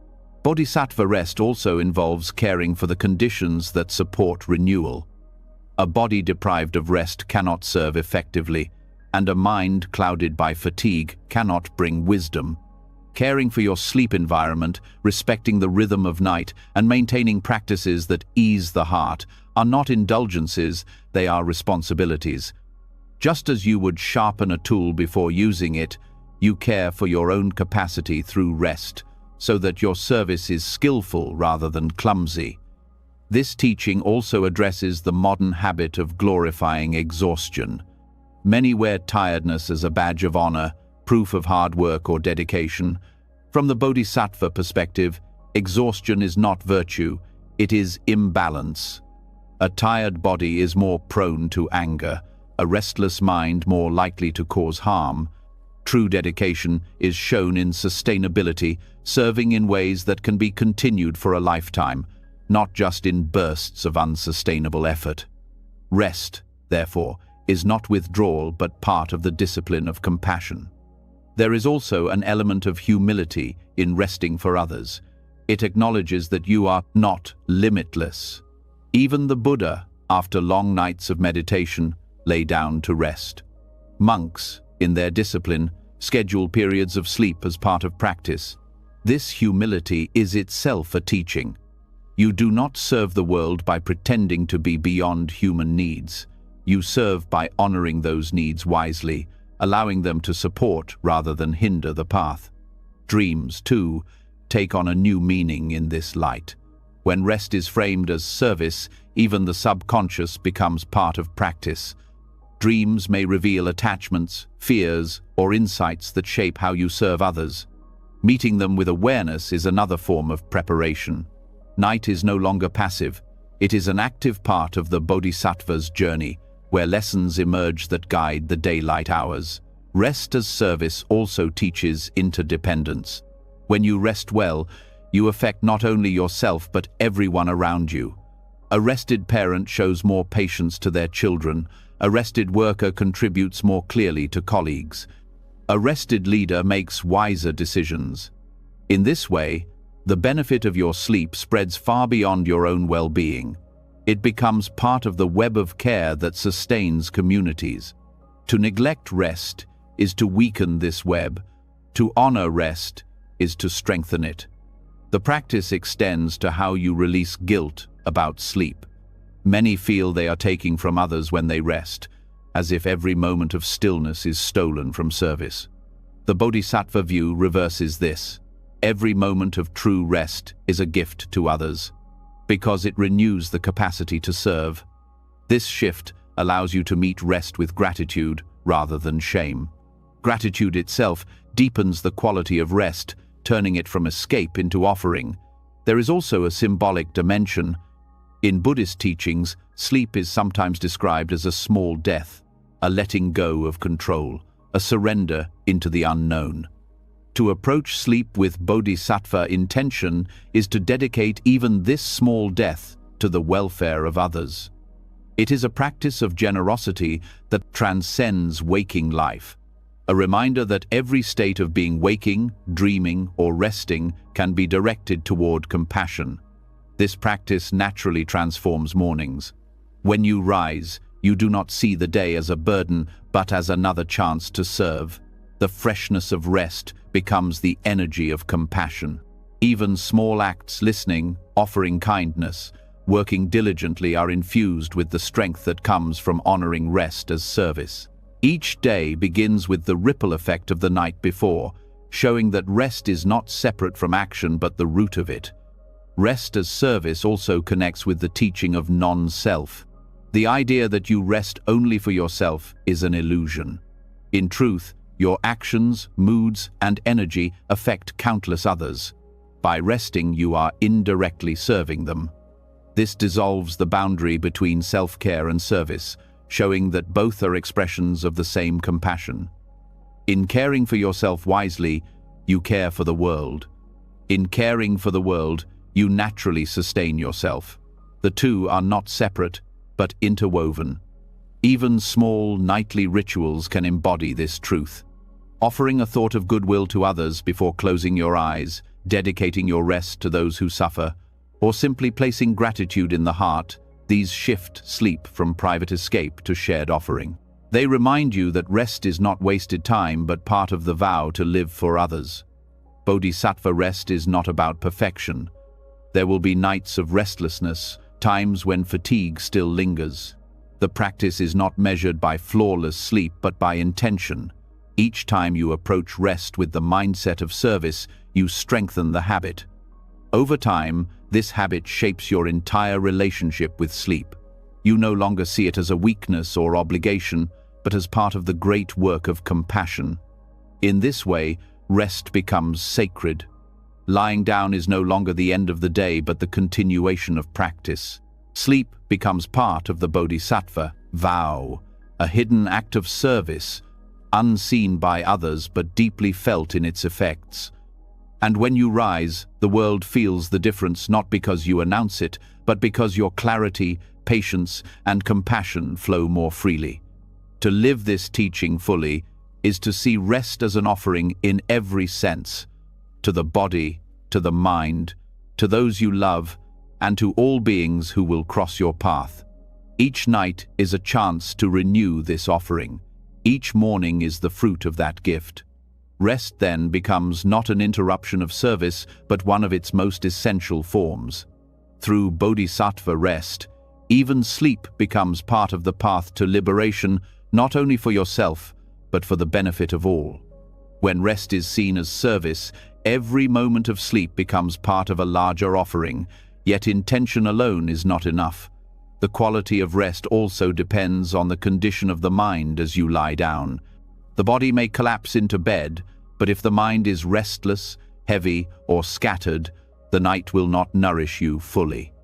Buddhist practice teaches that posture in meditation is not just about the body, it is about the inner state. Even while lying down, you can carry the same principles that guide seated practice. This is what it means to hold the lotus posture of the mind in bed, cultivating balance, stability, and openness within, so that rest is not just physical but deeply mindful. The lotus posture in meditation represents more than folded legs. It is the symbol of equilibrium, rooted yet open, stable yet relaxed. Translating this into the mind means approaching rest with the same qualities. The mind does not cling, does not collapse, does not drift without awareness. Instead, it rests upright in clarity, even while the body reclines. This state transforms lying down from passive collapse into conscious renewal. Sleep approached in this way carries the clarity of practice into the unconscious, shaping dreams and mornings alike. One key principle of the lotus posture is alignment. In sitting meditation, the spine is held straight, neither rigid nor slouched, allowing energy to flow freely. In the mind, alignment means resting thoughts in harmony with truth. Instead of twisting into regrets of the past or anxieties of the future, the mind aligns with the present. You anchor awareness in breath, body, or simple presence, creating mental steadiness. This alignment prevents the mind from scattering into endless loops as you drift towards sleep. It is not about forcing thoughtlessness, but about orienting thoughts toward balance. Another principle is relaxation without collapse. In the lotus position, muscles are engaged just enough to hold stability, yet not so tight as to strain. The same applies to mental posture. A mind too tense, clinging to control, demanding silence, cannot rest. A mind too loose, sinking into dullness or distraction, becomes foggy. The lotus posture of the mind holds awareness gently, like balancing a flame sheltered from the wind. This balance allows the body to release into sleep, while the mind carries the subtle fragrance of clarity. Focus is also part of this posture. In meditation, the gaze may rest softly, the attention steady. In bed, this translates into a chosen point of awareness. It could be the rhythm of breath, the feeling of the body settling, or even a simple phrase of kindness. This focus prevents the mind from being dragged by restless thoughts. Without it, lying down becomes wandering. With it, lying down becomes practice. The mind gently returns to the chosen anchor whenever it drifts, training itself in stability even as consciousness fades. Openness is another quality. In lotus posture, the body opens the chest, symbolizing receptivity. In the mind, openness means not fighting what arises. Thoughts, memories, and sensations may come, but you do not chase or reject them. You allow them to pass like clouds. This openness dissolves resistance, one of the main barriers to sleep. By not resisting, the mind rests naturally, flowing into stillness without struggle. The lotus posture of the mind also involves dignity. Even while lying down, you can hold a sense of inner nobility. This does not mean pride, but presence. You approach rest with respect, seeing it as sacred rather than careless. This dignity prevents sleep from becoming escape. Instead, it becomes renewal. When you treat lying down with the same reverence as sitting in meditation, the mind learns that every state, waking, resting, or dreaming, can be part of the path. Stability is another key. In meditation, stability means the body is unmoving, anchored. In bed, stability of the mind means not being pulled by constant shifts of thought and mood. You cultivate steadiness by returning again and again to presence. This stability creates a foundation. Just as a lotus grows rooted in mud but blossoms above water, the mind rooted in stability blossoms into peace, even in the shifting waters of dreams. Compassion can also be woven into this posture. Just as the lotus is a symbol of purity that rises above the murky water, the mind can rise above self-criticism and harshness. As you lie down, you hold yourself with kindness. Instead of condemning the day's mistakes, you acknowledge them and release them with care. This compassionate posture frees the mind from carrying guilt into sleep. It allows dreams to be shaped by kindness rather than judgment. The lotus posture of the mind also trains continuity. In meditation, the posture supports awareness that continues through the session. In bed, the posture of the mind supports awareness that continues even into sleep. This does not mean remaining awake, but allowing the qualities of stability, clarity, and kindness to infuse the unconscious. This continuity creates dreams that teach rather than disturb, and mornings that open with freshness rather than heaviness. The practice also reshapes the way you relate to the body in bed.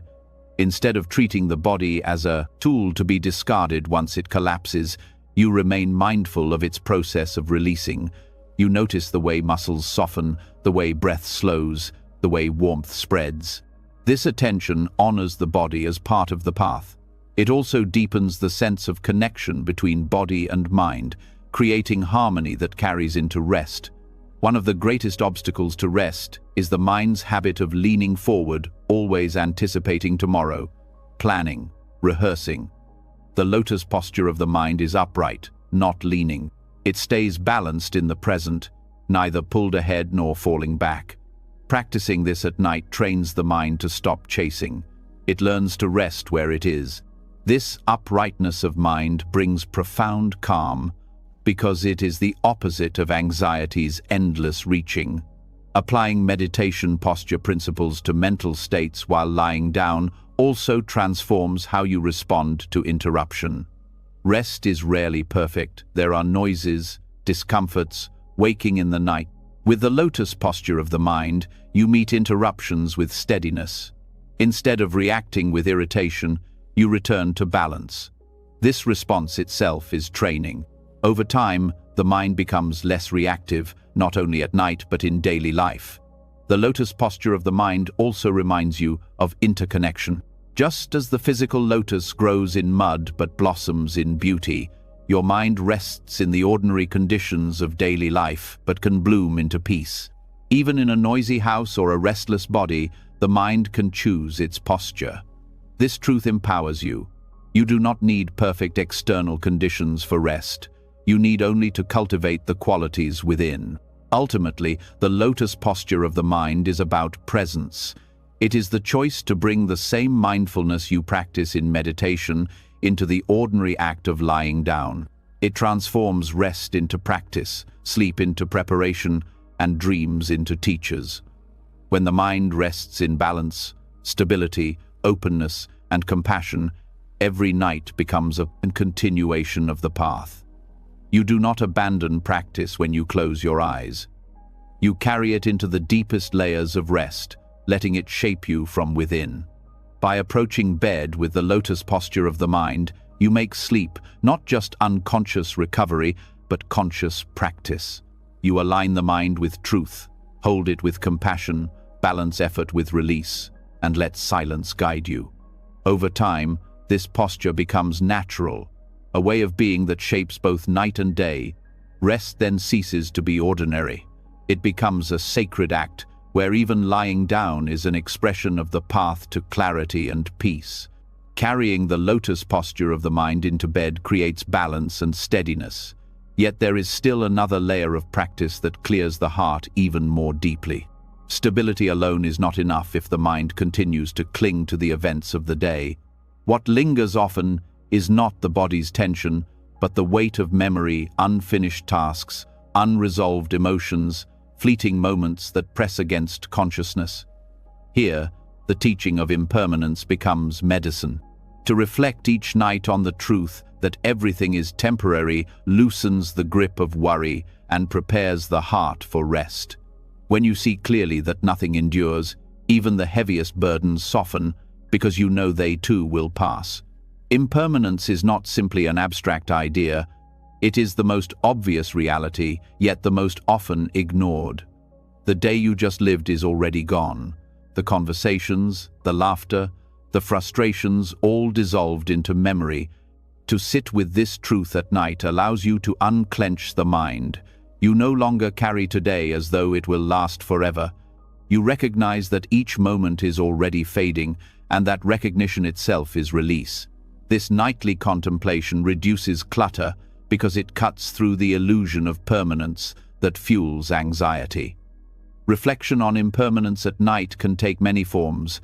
One way is to gently review the day and acknowledge how quickly it passed. Morning became afternoon, afternoon became evening, and now it is gone. By holding this awareness, you stop clinging to what could have been different. The regrets lose weight when seen against the truth that they cannot be changed. Likewise, the joys are savored without grasping, because you know they too have already flowed downstream. This perspective makes the mind lighter, free from both bitterness and obsession. Impermanence also reveals that problems are not as fixed as they appear. The mind often exaggerates difficulties, holding them as if they are eternal. Yet no challenge remains unchanged. Nightly reflection reminds you of this. Whatever burden you carry, it is shifting even now. This knowledge brings relief, not by solving the problem, but by loosening the illusion that it is unmovable. Sleep becomes possible when you release the belief that you must resolve everything tonight. This practice also changes how you see success and failure. Many lie awake replaying mistakes or achievements, fearing judgment or craving validation. Reflection on impermanence dissolves both pride and shame. The praise you receive today will fade, the criticism will too. Neither defines you permanently. Both are temporary winds passing through. Recognizing this truth protects you from being trapped by the highs or crushed by the lows. You rest in the middle, knowing all experiences are fleeting. There is beauty in how impermanence transforms gratitude. When you realize the day is gone, you see its moments as gifts rather than entitlements. The smile of a stranger, the meal you ate, the breath you took, all were temporary, and because of that, precious. Gratitude arises naturally when you see the fragile nature of each experience. By reflecting in this way before bed, the mind turns from grasping to appreciation, softening into peace. Nightly contemplation of impermanence also prepares the mind for dreams. Thoughts carried into sleep often shape the night. If you carry attachment, dreams repeat clinging. If you carry resentment, dreams echo conflict. But when you reflect on impermanence, you release these chains. Dreams then become lighter, often dissolving entirely, leaving only rest. This practice purifies the unconscious by setting down what cannot be held, clearing space for the body and mind to renew. One method of reflection is to repeat a simple phrase such as, "This too will pass." Say it gently, not as dismissal but as recognition. Apply it to the events of the day, to your emotions, even to your own sense of self. You begin to see that nothing, not even your identity, is permanent. This loosens the grip of ego and prepares you for the surrender of sleep, which itself is a small rehearsal of impermanence. Another way is to observe physical changes. Notice how the body shifts from activity to stillness, from tension to relaxation, from wakefulness to sleep. Each state arises and passes naturally. This reflection anchors impermanence in direct experience. You no longer need theory, you see it in the living body. This awareness eases fear because you see that change itself is natural, continuous, and safe. Contemplating impermanence also softens relationships. Many carry the weight of unresolved interactions into the night, words left unsaid, conflicts unresolved. Reflection reveals that every relationship is changing moment by moment. The anger you feel now will not be the same tomorrow. The bond you cherish today will also shift. This truth encourages forgiveness and kindness because you realize that nothing is fixed. Holding on tightly only creates pain. Releasing into impermanence allows peace in the heart. Even if outer situations remain unsettled, the practice also dissolves the illusion of time scarcity. Many lie awake fearing there is not enough time, rushing to complete or control everything. But impermanence shows that life unfolds in moments, each one flowing into the next. You cannot stretch them. You cannot hold them. Seeing this, urgency softens. You rest, knowing that tomorrow brings new moments, just as today once did. Sleep becomes easier when you stop demanding permanence from time itself. There is a deeper spiritual dimension as well.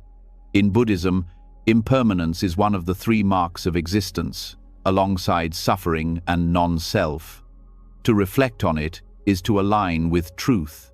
Nightly contemplation of impermanence is not pessimism, it is liberation. By accepting that all things pass, you loosen the root of suffering, attachment. This acceptance transforms rest into practice. Sleep becomes not only physical recovery, but an expression of wisdom where the mind trains in the deepest truths, even as the body lies still. Practical rituals support this reflection. Writing down the day's events, and then closing the journal with the thought, "This day is finished," can be powerful. Lighting a candle and blowing it out with gratitude for what has passed is another way.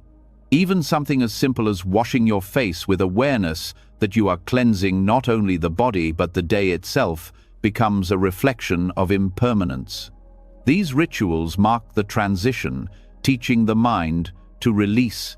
Over time, nightly reflection on impermanence changes the way you live by day. You stop taking moments for granted because you know they are fleeting. You stop holding grudges as tightly because you know emotions shift. You stop fearing loss so deeply because you see that change is the very fabric of life. This does not make you indifferent.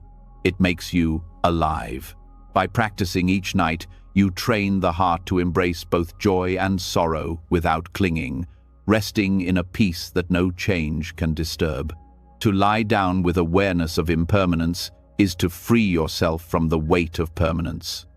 You close the day not by carrying it, but by honoring its passing. You let the mind rest in the truth that everything flows. Sleep then becomes not a struggle, but a natural continuation of release. In the morning, you rise lighter, clearer, less burdened by yesterday. This is the gift of nightly reflection on impermanence, a mind unchained, a heart at ease, and a life lived in harmony with the truth that all things pass. Reflecting on impermanence before sleep clears away the heaviness of the day, but there is still a mystery often overlooked: the in-between. The moments just before you drift into sleep and those right after you wake carry a unique stillness. They are neither fully conscious nor entirely unconscious, neither day nor night, neither grasping nor releasing. These thresholds are sacred pauses, doorways where awareness can glimpse truths that are hidden during ordinary states of mind. To honor them is to treat transitions not as empty gaps, but as spiritual opportunities, subtle openings where clarity and peace can take root. The pause before sleep is fragile but powerful.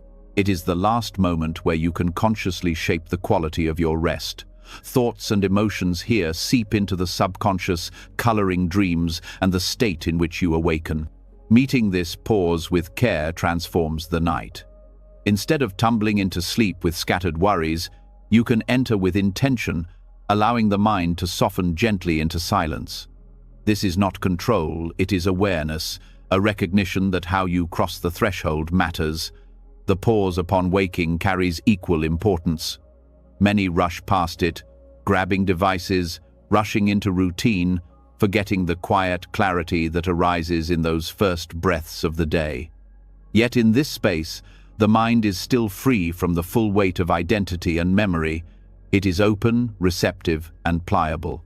What you do in these first moments sets the tone for the day. Meeting the morning with gratitude, silence, or a simple breath of awareness can transform how you move through hours ahead. Buddhist teachings often describe these thresholds as fertile grounds for practice. Just as dawn and dusk are revered, Time in nature, the transitions between waking and sleeping are revered times in the mind. The ordinary rush to skip past them is like ignoring the most delicate parts of a song. In these moments, awareness can expand without effort. You are neither holding tightly to the world nor fully surrendered to unconsciousness. It is a place of freedom, a doorway into deeper understanding. To honor these pauses, cultivate mindfulness in them. As you lie in bed, notice the shift from wakefulness to drowsiness. Feel the body becoming heavier, the breath slowing, the thoughts dissolving. Instead of resisting or rushing, simply rest in awareness of the process. This presence trains the mind to observe without clinging, a practice that mirrors meditation itself.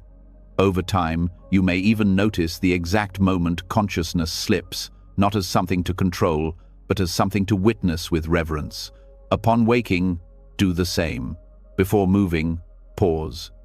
Feel the body as it returns to alertness, the breath deepening, the mind reforming identity. Rest in the freshness of awareness before memory and planning flood in. This pause is a chance to reset patterns. Instead of beginning with stress or distraction, you begin with clarity and calm. Even a few breaths of mindful presence here ripple outward into the rest of the day.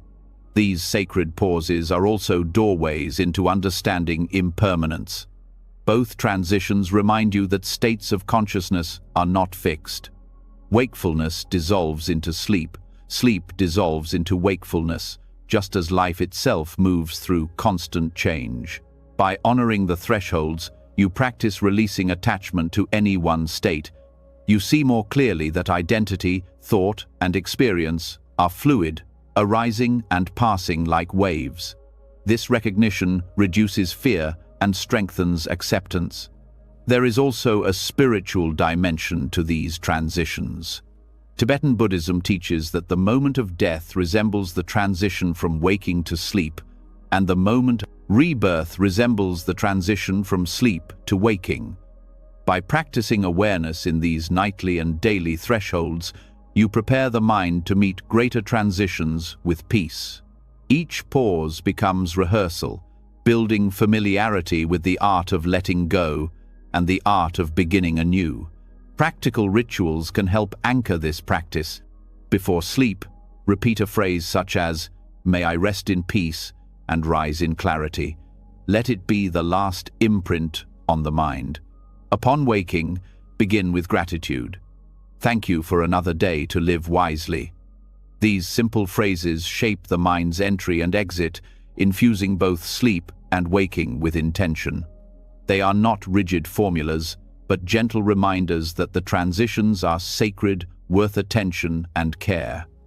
The body too benefits from honoring these pauses.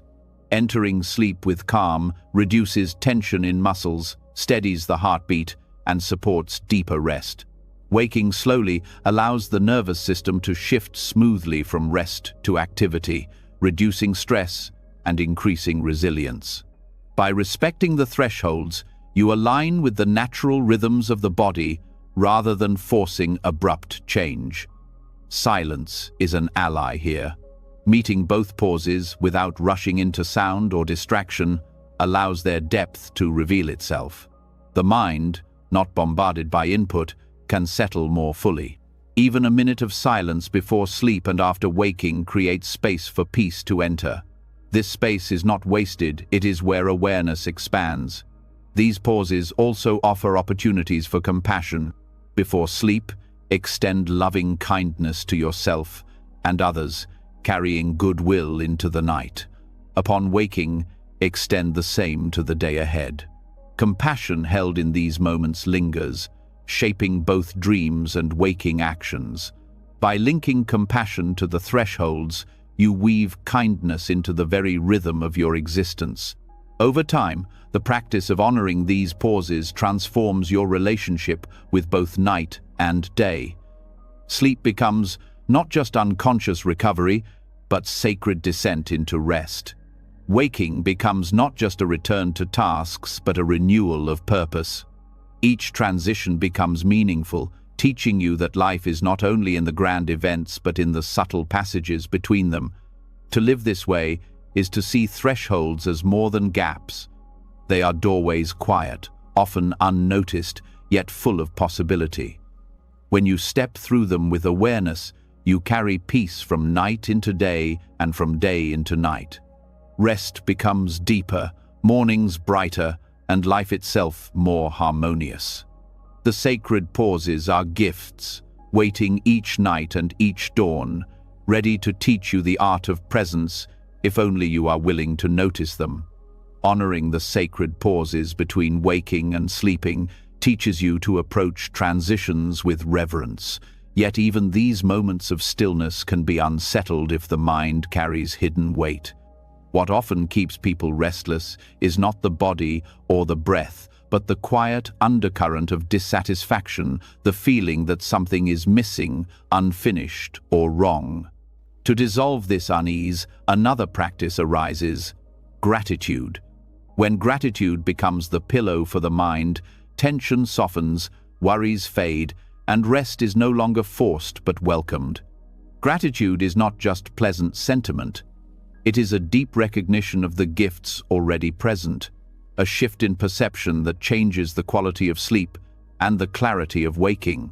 Buddhist teachings place gratitude at the heart of practice. Gratitude is not dependent on abundance or perfect circumstances. It grows from awareness of interdependence. You breathe because trees give oxygen. You eat because countless beings work to plant, harvest, and prepare food. You rest because others maintain the world around you. To reflect on these truths before bed is to see that life, even with its struggles, is woven with gifts. This recognition reduces the grasping mind that always demands more, replacing it with contentment. Contentment is the soil where deep rest grows. Gratitude at night works directly on the nervous system. Anxiety tightens the body, narrows focus, and prepares for fight or flight. Gratitude expands attention, opens the heart, and signals safety. Neuroscience shows that grateful reflection lowers stress hormones and activates brain regions linked to joy and resilience. But beyond the science, there is a simple truth. When you rest in appreciation, the heart feels lighter. Sleep entered with gratitude is not an escape, but a continuation of peace. The practice can be very simple. Before lying down, recall 3 things from the day for which you are grateful. They need not be extraordinary. A kind word, a meal, a moment of laughter, all are worthy. By turning the mind toward these small treasures, you train it to see abundance instead of lack. Over time, this habit shifts the default setting of the mind. Instead of scanning for problems, it begins to scan for blessings. Restlessness fades, replaced by quiet satisfaction. Gratitude also loosens resentment. Many carry into the night grudges against others or disappointments with themselves. These unhealed emotions harden the heart and disturb rest. Gratitude does not deny difficulties, but it reframes them. You may reflect, even in conflict, there was something to learn. Even in failure, there was growth. This shift does not excuse harm but prevents the mind from being poisoned by it. Gratitude transforms bitterness into perspective, making it possible to rest without the weight of anger. Another dimension of gratitude is its connection to impermanence. When you recognize that everything is fleeting, appreciation arises naturally. The meal you enjoyed will never come again in the same way. The conversation you had will not be repeated exactly. Each moment is unique, unrepeatable, and because of that, precious. By reflecting on this truth before sleep, you train the mind to let go of clinging. You savor what was given without demanding it remain. This balance of appreciation and release is the perfect posture for rest. Gratitude can also be extended beyond personal experiences. Reflect on the broader conditions that sustain your life. The earth beneath you, the water you drink, the air you breathe. Reflect on teachers who shared wisdom, even if you never met them. Reflect on countless beings who contribute to the web of life. This widening of gratitude expands the heart. Instead of sleeping with a narrow focus on personal struggles, you rest in connection with a vast network of support. This expansive view reduces isolation and brings comfort in the night. In Buddhist practice, gratitude is often cultivated through chanting or reflection on the four requisites: food, clothing, shelter, and medicine. Monks remind themselves daily that these essentials are sustained by the generosity of others. Lay practitioners can do the same. Before sleep, acknowledge the bed that holds you, the roof that covers you, the food that nourished you, the medicine that healed you. Each acknowledgement is a release of entitlement and a step into humility. This humility itself calms the mind, allowing sleep to come naturally. Gratitude also prepares the subconscious. Dreams are shaped by the emotional tone you carry into sleep. A grateful mind creates dreams of harmony, of resolution, of beauty. Even if dreams are not remembered, their influence lingers in the body and mood upon waking. Sleep, infused with gratitude, restores not just energy, but outlook. Morning begins lighter, less burdened, because the heart rehearsed joy in the night. Practical tools can anchor this practice. A gratitude journal by the bedside invites you to write a few lines each night. Reading them later reminds you of abundance even during hard times. Another method is verbal expression, speaking softly, "Thank you for this day," before closing your eyes. Even placing a hand on the heart while recalling one blessing creates a physical link to gratitude. These practices are small, but their impact grows with repetition. Gratitude also reshapes how you view rest itself. Instead of resenting the need to sleep, you can feel thankful for the chance to renew. Sleep becomes not an interruption, but a gift. Gratitude for rest deepens the willingness to surrender into it. This shift changes the whole experience of lying down, removing the resistance that often blocks sleep. There is also a profound ethical dimension. Gratitude reduces selfishness. When you see how much of your life is supported by others, arrogance softens, entitlement dissolves. This humility naturally leads to compassion. By ending the day in gratitude, you begin the next day inclined toward generosity. The cycle continues. Gratitude fuels compassion. Compassion fuels gratitude. Sleep becomes the bridge where this cycle strengthens. Over time, nightly gratitude practice rewires the entire orientation of the mind. Instead of focusing on what is missing, it learns to recognize what is present. This recognition reduces restlessness because longing is replaced by contentment. It reduces fear because trust in life grows. It reduces anger because appreciation makes space for forgiveness. Each night of gratitude shapes a mind that not only rests, but lives with more peace. To rest with gratitude is to see life clearly. The day may not have been perfect, but it was filled with moments that carried beauty, lessons, or kindness. By recognizing them, you close the day in harmony. The heart softens, the body releases, and sleep arises naturally. Gratitude is the pillow for the mind, not made of feathers or fabric, but of awareness that life, even in its imperfection, is a gift worth resting upon. Gratitude softens the mind and creates the perfect ground for rest. But even gratitude cannot fully protect the heart if the seeds planted during the day are toxic. What you consume through food, media, and conversations does not vanish when the moment ends. It lingers, shaping the mood of your night, coloring your dreams, and influencing the clarity of your mind upon waking. This is why Buddhist practice emphasizes mindful consumption, to guard not only what enters through the mouth, but also what enters through the eyes, ears, and heart. If you wish for serenity at night and clear dreams that heal rather than disturb, you must attend to what you take in during the day. Consumption is not limited to food. Every conversation, every story, every piece of music, every image absorbed through a screen becomes part of the mind's storehouse. The subconscious does not distinguish between entertainment and reality. It records impressions and replays them in dreams. Violent media often appears as restless or frightening dreams. Angry conversations re-emerge as tension in the night. Nourishing words and peaceful sounds, in contrast, create dreams of harmony.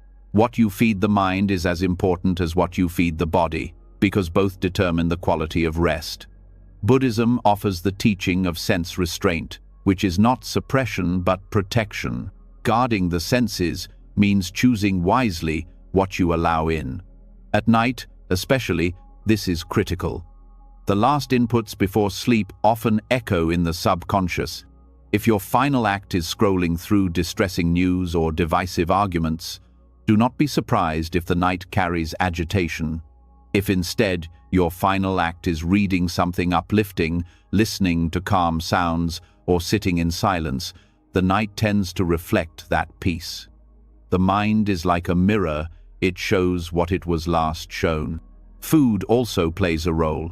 Heavy, spicy, or excessive eating before bed burdens the body, keeping it busy with digestion instead of restoration. The Buddha advised moderation in eating, noting that a body overloaded with food creates dullness in both waking and sleeping states. Lighter, balanced meals in the evening support clarity, while overeating clouds the mind.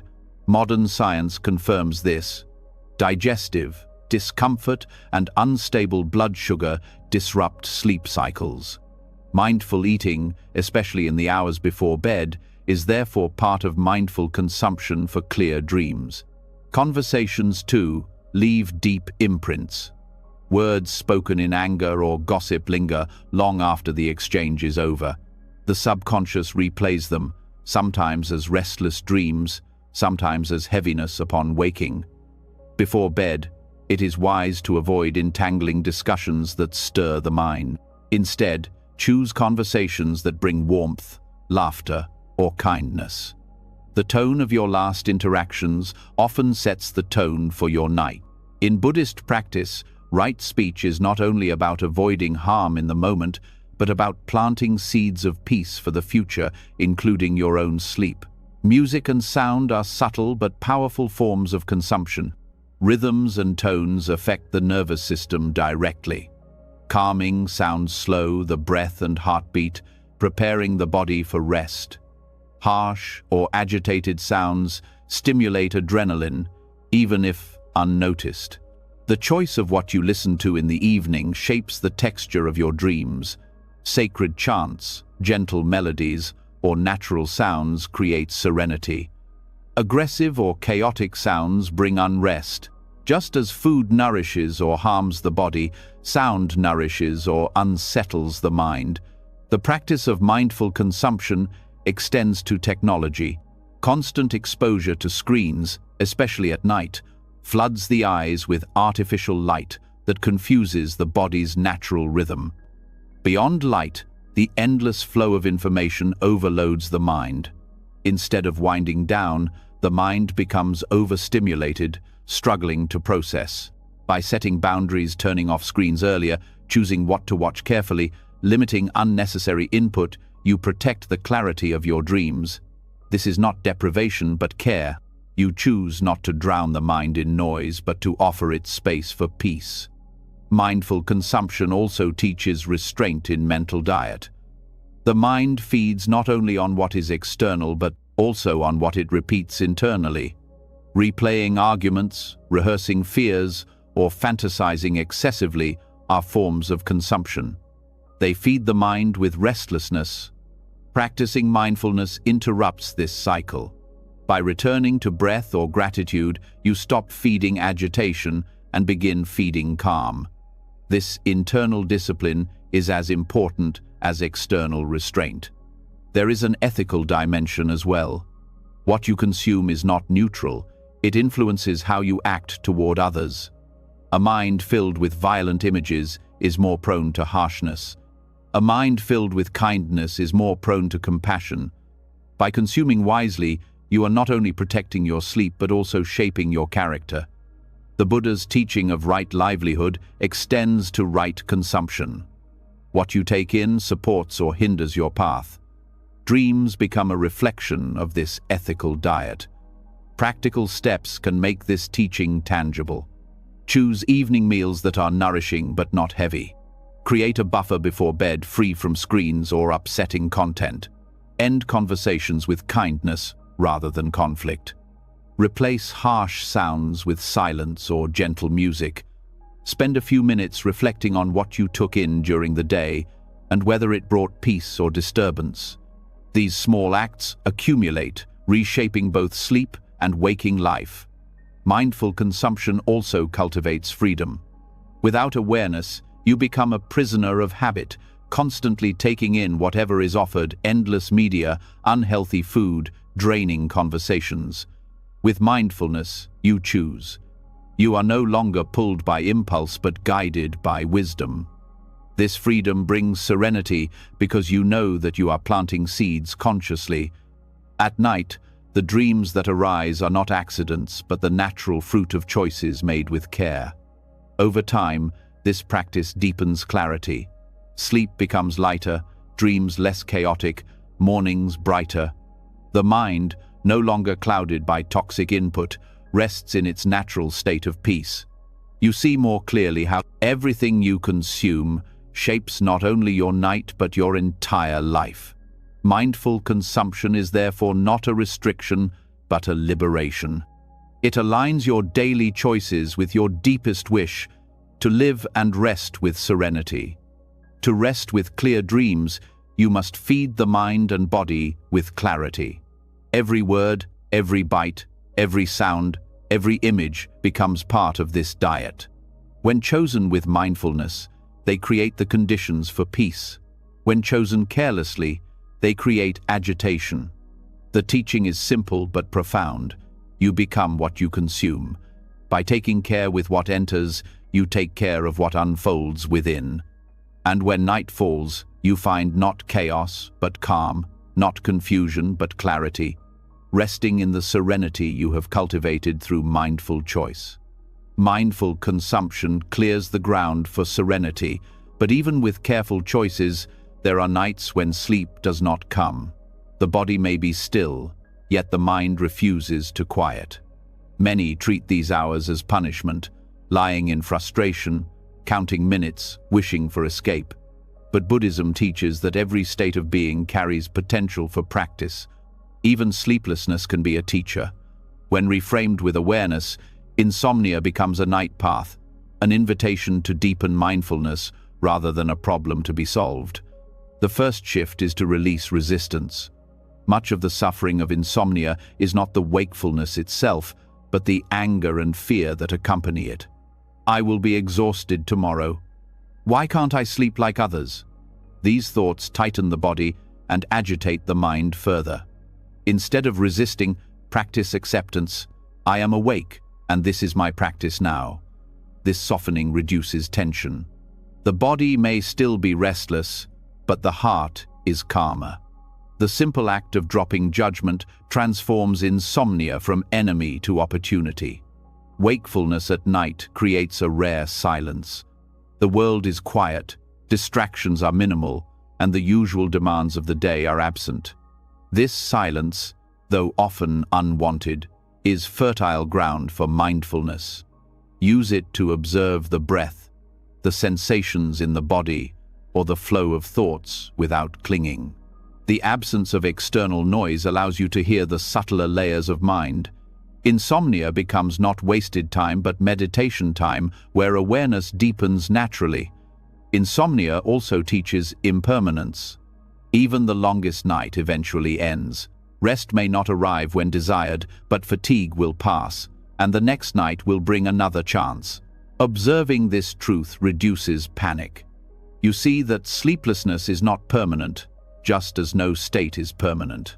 Instead of clinging to the demand for immediate sleep, you practice patience, trusting in change. This shift from panic to patience eases the mind, sometimes even leading to sleep without effort. The night path also reveals attachment.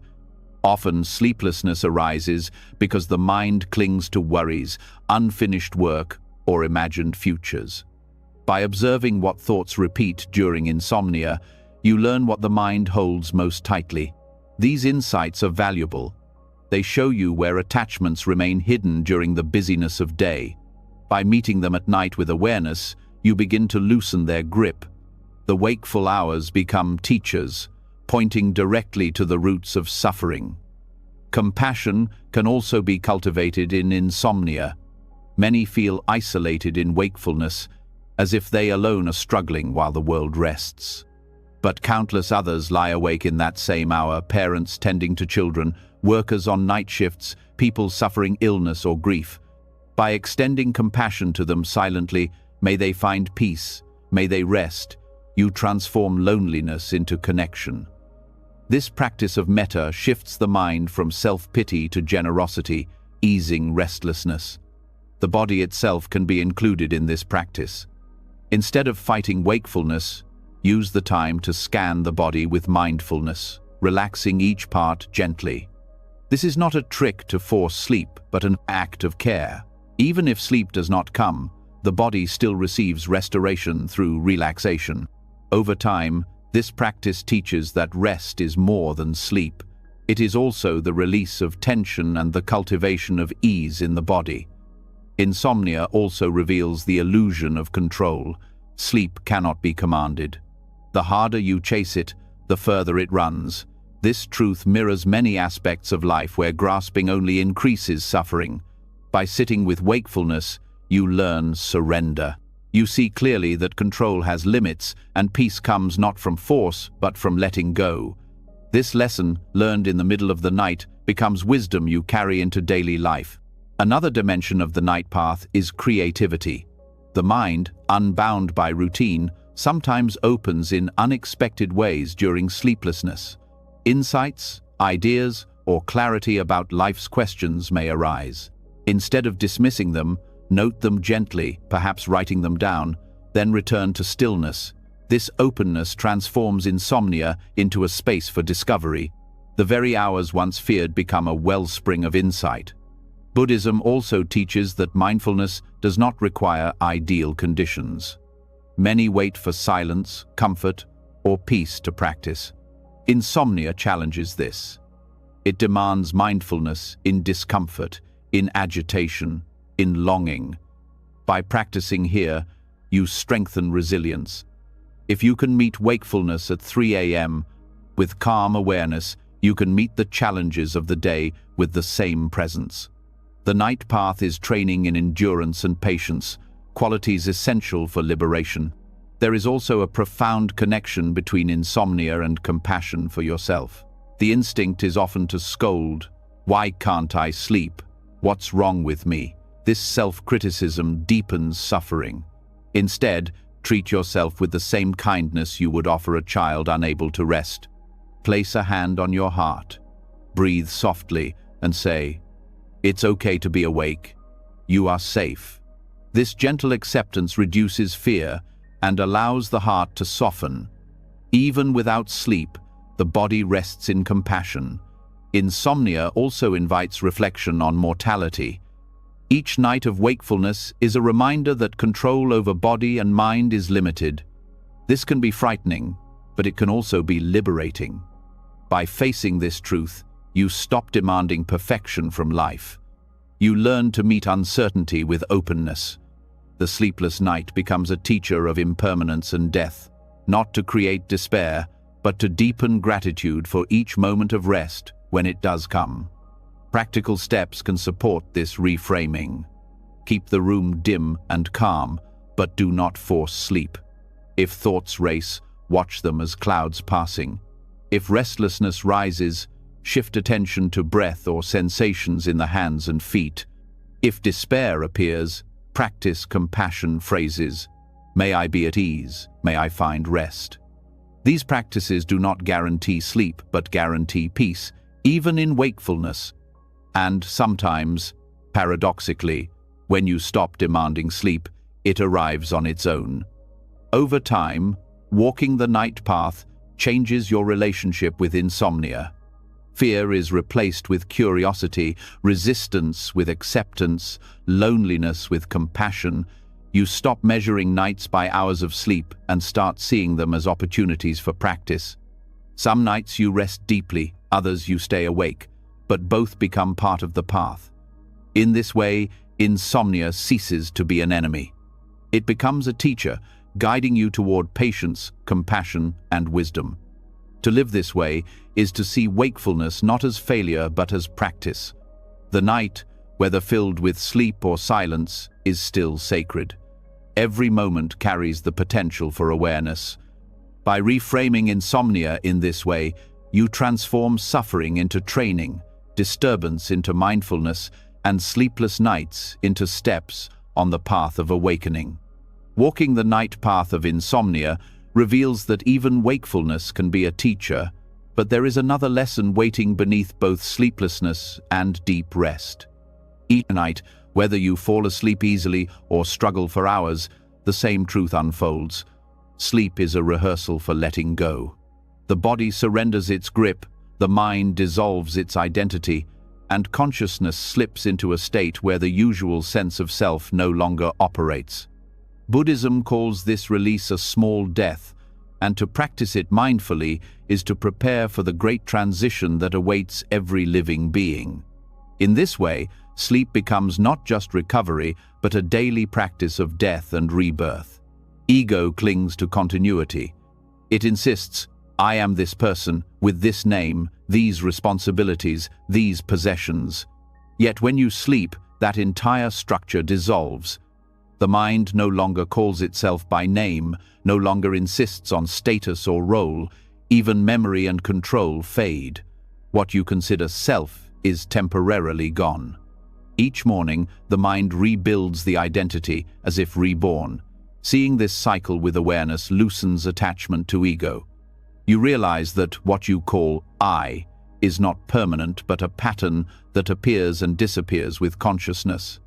This perspective transforms the way you approach sleep. Instead of treating it as mere fatigue, you recognize it as a chance to practice letting go of self. The surrender of sleep mirrors the final surrender of life. To lie down mindfully is to rehearse death with peace, training the mind not to fear dissolution, but to embrace it. Each night becomes an offering. I release myself now, and I will return when morning calls.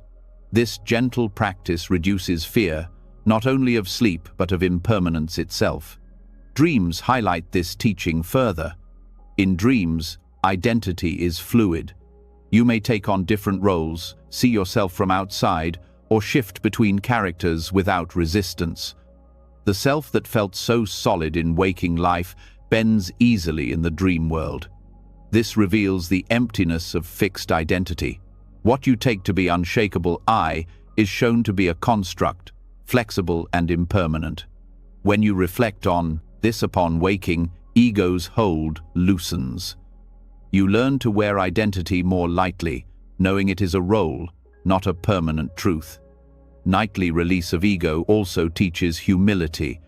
Many cling to achievements, possessions, or recognition during the day. Yet at night, none of these remain. Wealth, titles, and influence dissolve in the same way for all. Sleep is a great equalizer, reminding you that beneath all roles, you are simply a being who rests. To reflect on this, each night humbles the heart, softening pride and opening space for compassion. This practice is not abstract. It can be cultivated with intention. As you prepare for sleep, acknowledge the roles you played that day, worker, parent, friend, partner, and consciously set them down. Say silently, "For tonight, I release these roles." With each release, feel the ego's grip loosening. You are not abandoning responsibility. You are recognizing that the self can rest from carrying them. This nightly ritual of release prepares you to live with less attachment and to face greater releases when life demands them. The body itself participates in this small death. Muscles relax, senses withdraw, awareness fades. You cannot force this process. It happens only when control is surrendered. In this way, the body teaches what the mind resists, that letting go is necessary for renewal. Each morning, the body rises refreshed, because it allowed itself to dissolve into rest. Likewise, the mind rises clearer when it stops clinging to ego through the night. This cycle mirrors the greater journey of death and rebirth taught in Buddhism. Just as you release self each night and reconstruct it in the morning, life itself ends with the dissolution of ego and continues in new form. To practice release in sleep is to become familiar with this rhythm. Fear of death lessens because you experience its echo daily. Instead of treating sleep as unconscious oblivion, you see it as training in impermanence, making the great transition less foreign when it arrives. Releasing ego in sleep also dissolves anxiety. Much of nightly restlessness comes from clinging, worrying about tomorrow, replaying identity-based fears, or grasping at control. By consciously loosening ego, you remove the root of this tension. The mind no longer needs to prove itself, defend itself, or maintain its image. Rest becomes natural when self is set down. This is why monks often practice mindfulness of death before sleep, reminding themselves that clinging is unnecessary in the face of impermanence. Compassion grows from this practice as well. When you see that ego dissolves nightly, you stop treating others as fixed selves too. You recognize that just as your identity is impermanent, so are theirs. This reduces judgment and opens understanding. Sleep becomes not only personal release, but a nightly reminder of shared humanity. Each being, no matter how different by day, releases self by night. This common ground creates connection, dissolving barriers of pride and separation. Practical reflections can deepen the experience. Before closing your eyes, you might recall, "Today has ended. This self has ended. I rest in release." In the morning, acknowledge, a new day begins. A new self begins. This conscious recognition transforms ordinary routines into profound spiritual practice. Each day becomes a cycle of small death and small rebirth, teaching you to live lightly, with less fear and more gratitude. The practice also reduces attachment to possessions and achievements. You cannot take them into sleep, just as you cannot take them into death. Seeing this nightly helps you release the illusion that these define your worth. You begin to value presence, kindness, and clarity over accumulation. The ego, fed by grasping, weakens, and the heart grows freer. Releasing ego in sleep also supports deeper meditation. The ability to let go of identity at night strengthens the ability to release clinging during the day. Both practices reinforce each other. Meditation trains you to release self while awake. Sleep trains you to release self without effort. Together, they create continuity of practice, dissolving ego's hold over time. Over months and years, this nightly practice reshapes your relationship with impermanence. Death is no longer abstract or terrifying, it is familiar. Each night you die a little, and each morning you are reborn. This rhythm becomes natural, reducing fear and increasing peace. Instead of resisting impermanence, you live in harmony with it. To release ego in sleep is to use what life already gives as practice. You do not need special conditions or advanced training. Every night offers the same invitation: let go. By answering it with awareness, you transform sleep from unconscious necessity into conscious training. You rest not only the body and mind, but also the illusion of self. And when morning comes, you rise with a lighter heart, ready to meet life with less clinging and more freedom. Releasing the ego in sleep reveals how every night is a rehearsal for impermanence. But even as the self dissolves, the subconscious continues its quiet work. The deeper layers of the mind hold impressions from the day, often resurfacing as restless dreams or heavy emotions. Left unchecked, they shape not only the night, but also the tone of the morning. Buddhism offers a powerful method to influence this inner landscape. Chanting, mantras, and sacred phrases are not just sounds, they are vibrations that align thought, body, and heart. When practiced before rest, chanting imprints peace on the subconscious, allowing the night to become a sanctuary of calm Rather than a battlefield of unresolved energy, chanting works on multiple levels. At its simplest, the rhythm of repeated syllables steadies the breath, calming the nervous system. The body begins to sync with the cadence, releasing tension and slowing into rest. At a deeper level, the meaning of the words, often prayers of compassion, refuge, or awakening, plants seeds in the subconscious.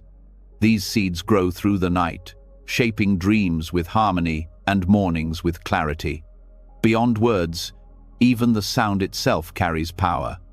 Vibrations travel through the body, soothing nerves, massaging tension, and creating resonance that quiets the restless mind.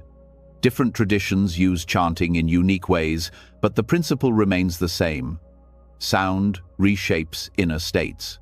Repeating Om Mani Padme Hum, for instance, is said to invoke compassion. The repetition focuses attention, purifies thought, and aligns the heart with the quality of mercy. For rest, this is profound anger and agitation dissolve into softness, creating conditions for peaceful sleep. Other chants, like taking refuge in the Buddha, Dharma, and Sangha, remind the mind of safety and guidance, easing fears that often arise in darkness. Chanting before sleep also trains continuity of awareness. The mind often drifts into unconsciousness chaotically, scattered by random thoughts.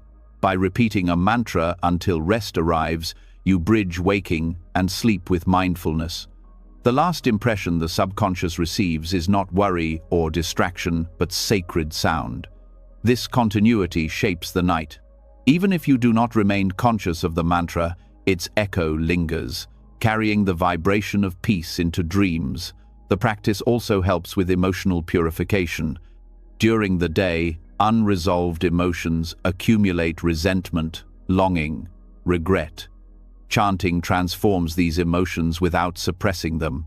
The rhythm gives the mind structure, preventing it from being overwhelmed. The sacred meaning elevates perspective, reminding you of truths beyond personal struggle. Together, they cleanse the heart. Sleep that follows chanting is lighter because the emotional weight has been loosened. Science supports this ancient wisdom. Research shows that repetitive vocalization, whether through chanting, prayer, or humming, activates the vagus nerve, which regulates relaxation. Brain imaging reveals that chanting quiets activity in the default mode network, the part of the brain responsible for self-centered rumination. Physiological changes, lower heart rate, deeper breathing, mirror the calm that practitioners have described for centuries. But beyond measurable effects, chanting connects you with something beyond the individual self, a resonance with collective tradition and timeless truth. There are many ways to bring chanting into nightly practice. Some prefer spoken repetition, softly reciting until the body naturally drifts to sleep. Others use silent repetition in the mind, especially if sharing a space with others. Chanting can be done with beads, marking each repetition as a tactile support, or simply with breath, letting each inhale and exhale carry the sound internally. Even short sessions of 5 or 10 minutes can leave a strong imprint on the subconscious. The choice of mantra depends on intention. For compassion, Om Mani Padme Hum is central. For peace, Om Shanti is simple yet powerful. For refuge, Buddham Saranam Gacchami reaffirms safety in the path. Even repeating words of gratitude or loving kindness can serve as mantra. What matters is sincerity and consistency. Over time, the mantra becomes familiar, almost second nature. The subconscious begins to repeat it, even without conscious effort, carrying its vibration throughout the night. Chanting also shifts how you view sleep itself. Instead of seeing it as a passive fall into unconsciousness, chanting frames it as a sacred transition.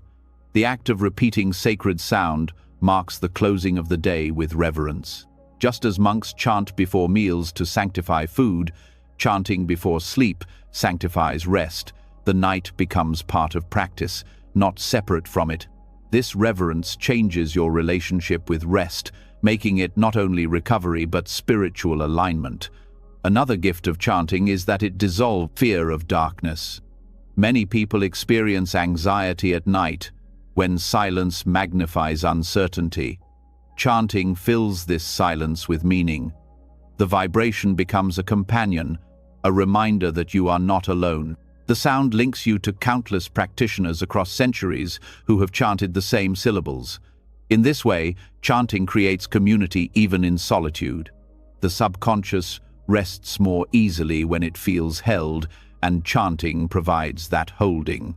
Chanting also refines speech.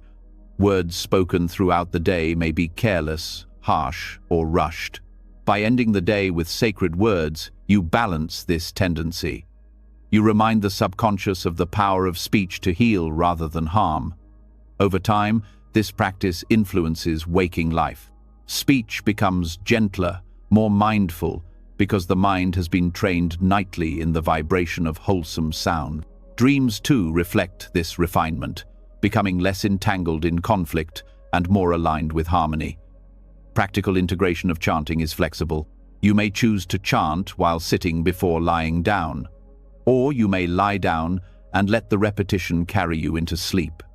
You may combine chanting with breath, allowing each syllable to ride the inhale and exhale. You may also listen to recordings, letting sound bathe the mind as you rest. The form is less important than the sincerity. What matters is that the subconscious receives the imprint of sacred sound, replacing the day's noise with resonance of peace. The cumulative effect of chanting before rest is profound. Nights become calmer, dreams clearer, mornings lighter. The subconscious, trained in peace, carries less agitation into waking life. Over time, the practice dissolves deep patterns of fear, anger, and attachment. What begins as a tool for sleep becomes a tool for transformation. The mantra is no longer just sound. It is the rhythm of alignment between body, mind, and heart. To practice chanting before rest is to offer the subconscious a gift. Instead of feeding it with worry or distraction, you feed it with harmony. The sound becomes a bridge between waking and sleep, between conscious and unconscious, between self and the vast expanse of life. Each night, you lay down not just on a bed but on the resonance of peace you have created. And when morning comes, you rise already aligned, already centered, already carried by the echo of sacred sound. Chanting before rest plants seeds of peace in the subconscious, carrying you through the night with harmony, but the practice does not end when sleep concludes. The way you rise from rest determines how those seeds unfold into the new day. In Buddhist tradition, the act of waking is treated with the same mindfulness as lying down. The sound of a morning bell, whether an actual chime or the simple awareness of awakening, is not just a signal to begin the day, it is a call to presence. To rise with clarity is to honor the gift of another day, to step from the silence of night into the light of morning with awareness rather than distraction. The first moments after waking are often wasted in rushing. Many people reach for devices, fill the mind with noise, or leap immediately into tasks. This abruptness scatters the mind, leaving it unsettled for hours. The Buddhist approach is the opposite. It treats waking as sacred transition, a continuation of practice. The sound that greets the morning, whether a bell in a monastery or the soft chime of an alarm, becomes a reminder to pause, breathe, and recognize presence. It is not about rushing into the day, but about grounding in clarity before stepping forward. The morning bell symbolizes mindfulness. In monasteries, its tone calls practitioners to rise not with irritation, but with gratitude and awareness. The sound is met with breath, a moment of reflection. I am alive. I have another day to practice. Even outside the monastery, you can cultivate this same spirit. The alarm on your phone can be reframed not as an interruption, but as a bell of awakening. The difference is not in the sound, but in how you meet it with resistance or with presence. Awakening with clarity begins with breath. Before moving, notice the inhale and exhale. the body transitions naturally from the rhythm of sleep into the rhythm of waking. This small pause aligns mind and body, preventing the disconnection that rushing creates. The breath also anchors awareness, stopping the mind from racing into tasks and responsibilities. By beginning with breath, you start the day in the present rather than in imagined futures. Gratitude follows naturally. Reflecting in those first moments on the simple fact of being alive transforms the tone of the day. The Buddha taught that human life is rare and precious, an opportunity to practice compassion and wisdom. To acknowledge this upon waking fills the heart with appreciation. Gratitude dissolves the heaviness of fatigue, replacing it with openness. Even when challenges await, the recognition of life's gift softens resistance. Rising with presence also means caring for the body gently. Instead of jolting up, you can move slowly, noticing sensations as muscles stretch, as the body shifts from stillness into activity. This attentiveness prevents injury, supports circulation, and honors the body as a partner in practice. In monasteries, monks often bow upon rising, a gesture of respect to the body, to life, and to the path itself. You can adopt your own gestures, placing hands together briefly or simply sitting in stillness before standing. These acts remind you that waking is not automatic but sacred. Sound continues to guide practice beyond the first bell. Throughout the day, bells are used in Buddhist communities to call practitioners back to awareness. Each sound becomes an invitation to return to the present moment. By beginning the day with the same spirit, you set the tone for meeting sounds not as interruptions but as reminders. The morning bell is the first note in this symphony of mindfulness. Awakening with clarity also affects the mind's patterns. Neuroscience shows that the brain is especially malleable in the first moments after waking.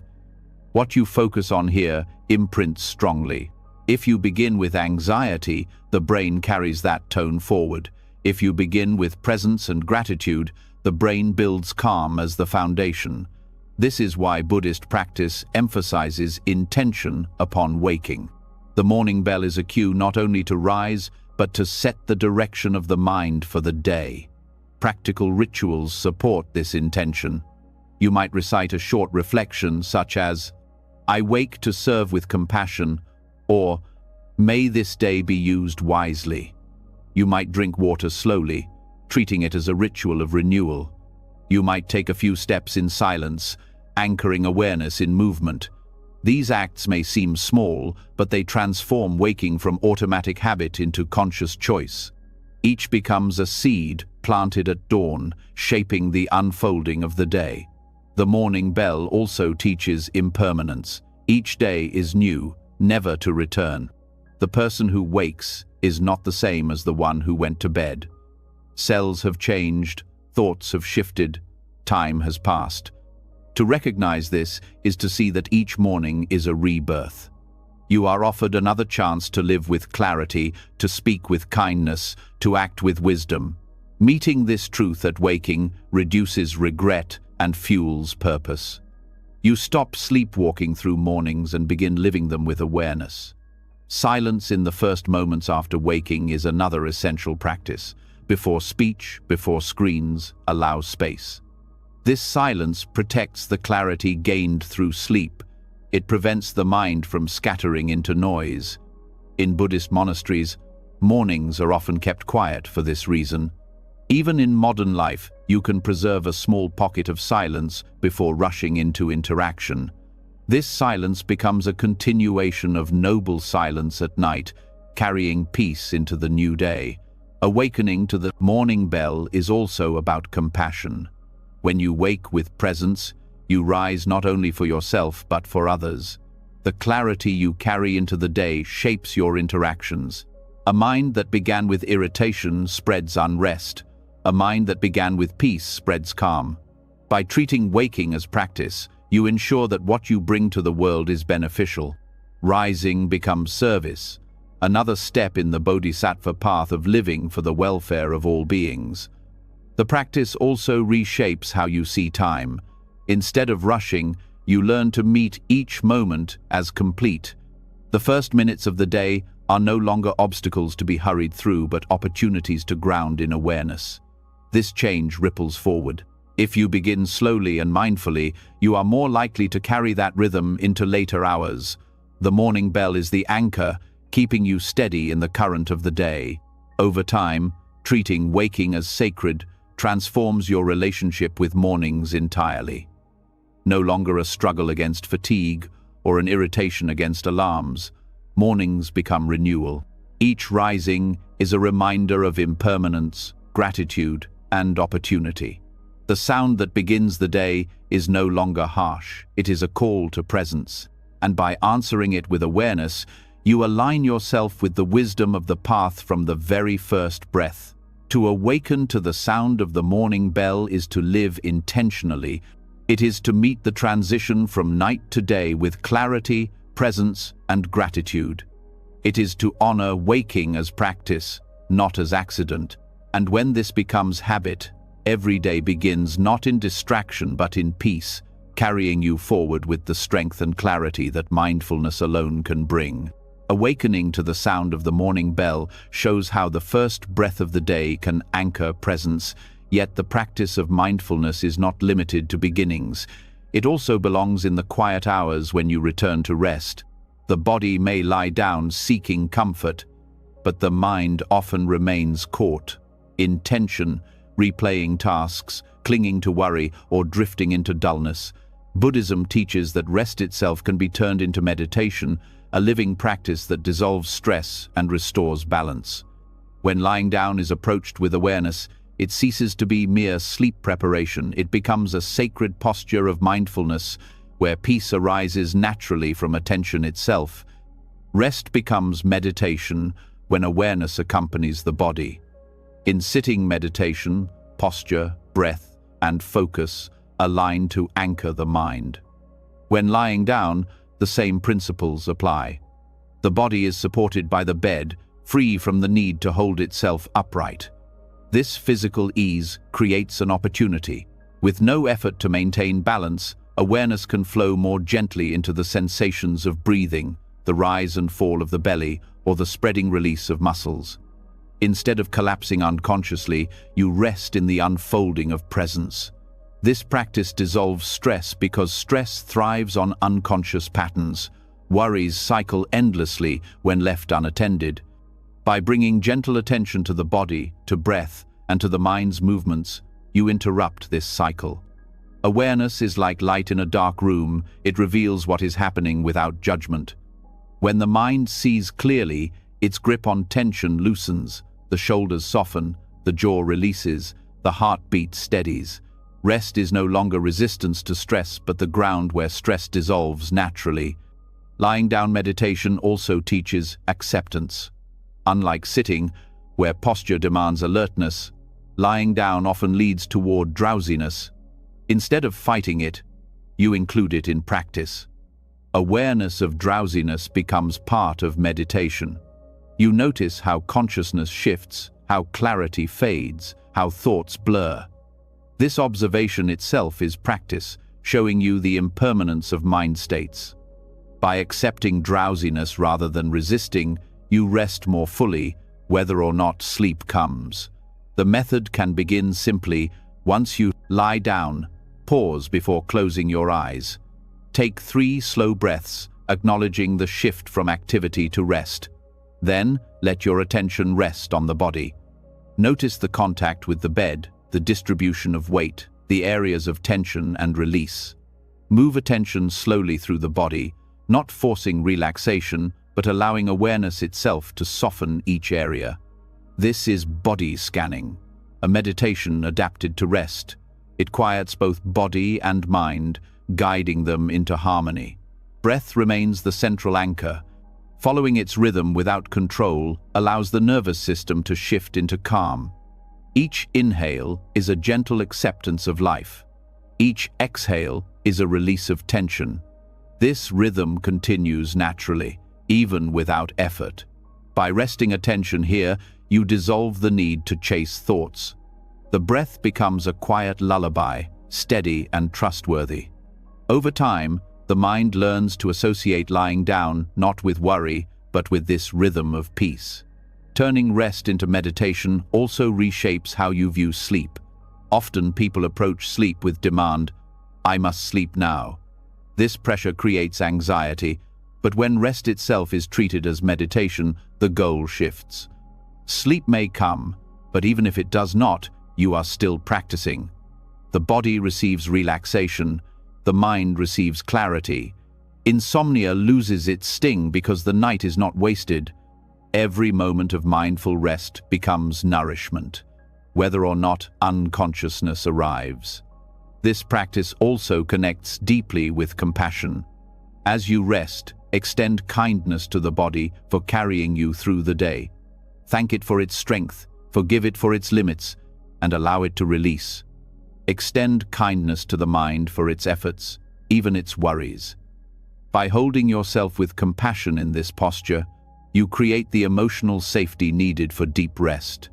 The heart, once softened, no longer fuels stress. Dreams that follow are often gentler because they arise from a heart already soothed. Another dimension is awareness of thoughts. Lying down often unleashes mental chatter, but meditation shifts your relationship to it. Instead of wrestling with thoughts, you observe them. You see how they arise, linger briefly, and dissolve.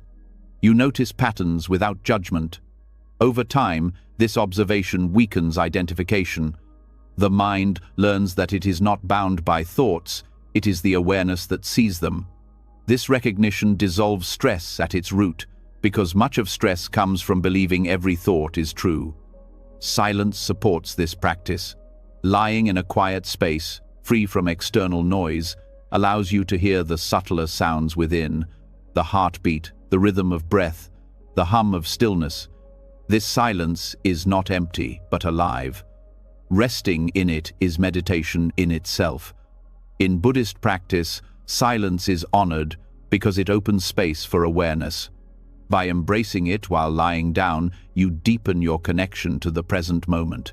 There is also a symbolic dimension. Lying down is traditionally the posture of the Buddha's final rest, depicted in statues of the reclining Buddha. This posture represents surrender, peace, and awakening even in the face of impermanence. To lie down mindfully is to connect with this lineage of practice. You honor rest as part of the path, not as escape, but as realization. Each night, when you rest with awareness, you mirror the same dignity of release. Over time, turning rest into meditation transforms not only nights but days. Stress loses its hold because you have practiced releasing it nightly. Awareness grows sharper because you have trained in presence even during transitions. Compassion deepens because you have practiced meeting yourself with kindness in moments of vulnerability. Sleep improves, not because you forced it, but because the mind and body, bathed in mindfulness, naturally settle into balance. This practice requires no special conditions. It can be done in silence, with soft chanting, or with awareness of the environment. It can last a few minutes or carry you into sleep. What matters is the posture of the mind, attentive, compassionate, present. By bringing meditation into rest, you close the gap between practice and daily life. Night becomes not the absence of mindfulness, but its continuation. To lie down as meditation is to reclaim rest as sacred. It is to dissolve stress not by fleeing from it, but by observing it until it fades. It is to align body, breath, and mind in harmony, allowing peace to emerge naturally. Each night offers this opportunity. By embracing it, you transform the ordinary act of lying down into a doorway to clarity, presence, and renewal. And when morning arrives, you rise not only restored, but also trained in mindfulness, ready to meet the day with the same awareness carried through the night. Rest turned into meditation shows that even lying down can be sacred when met with awareness. But the practice can go even deeper when attention is directed gently through the body itself. The body is often taken for granted. treated only as a tool for productivity or as something to criticize. Yet Buddhism teaches that this body is both a vessel and a teacher, carrying us through life moment by moment. To scan it with mindfulness before rest is not merely a relaxation technique, it is an act of compassion. By moving awareness through each part of the body, you are offering gratitude, care, and kindness to the very being that sustains you. This practice transforms the night into a ritual of healing, where rest is combined with love for the body. Mindful body scanning as compassion practice begins with intention. The purpose is not to control the body or force it to relax, but to meet each part with gentle awareness. Stress often accumulates because parts of the body are ignored or neglected until they cry out with pain. By scanning slowly from head to toe, you acknowledge every part, even those that usually go unnoticed. This acknowledgement is compassion in action, an inner bow to the body's service. The process can begin at the crown of the head. Awareness rests there softly, then moves to the forehead, noticing tension held from thought or concentration. Instead of judging the tightness, you greet it kindly. "Thank you for carrying me through the day." This subtle shift changes the relationship with the body. Instead of demanding it be different, you appreciate it as it is. This appreciation itself allows tension to release. As awareness travels, each area becomes a site of care. The eyes, which have worked tirelessly, are softened with gratitude. The jaw, often clenched with unspoken words or hidden stress, is given permission to rest. The shoulders, burdened by responsibility, are acknowledged with kindness. By pausing with each part, you create a rhythm of care that spreads through the body. This rhythm is not mechanical but heartfelt. Each moment of attention is a gift of compassion. Breath supports the process. With each inhale, you welcome awareness into a body part. With each exhale, you release tension. The breath becomes a bridge between mind and body, carrying compassion inward. Over time, the body learns to trust this rhythm, responding with deeper relaxation. Muscles soften, circulation improves, and the nervous system shifts into healing mode. This is not forced but natural, arising from the union of awareness and care. Mindful body scanning also reveals the truth of impermanence. As you move awareness through the body, you notice sensations constantly changing: warmth, coolness, tingling, heaviness. Nothing remains fixed. This observation teaches that the body itself is a field of impermanence, always in flux. Recognizing this truth reduces attachment and fear. You see that change is natural, even within your own skin. Rest becomes easier because you stop resisting what is already in motion. The practice also addresses the relationship between mind and body. Stress in the mind manifests as tightness in the body. Neglect of the body clouds the mind. By scanning with compassion, you heal this divide. The mind listens to the body feels cared for, and harmony arises. Sleep entered from this state is not merely unconscious rest, but holistic renewal. You wake not only refreshed, but more attuned to the body's needs during the day. Body scanning as compassion practice can be especially powerful for areas of discomfort. Pain often creates aversion. The instinct is to push it away, yet pushing only adds tension. By bringing awareness with kindness to the place of pain, you change the dynamic. You say silently, "I see you, I care for you." This soft attention does not always erase pain, but it eases the suffering around it.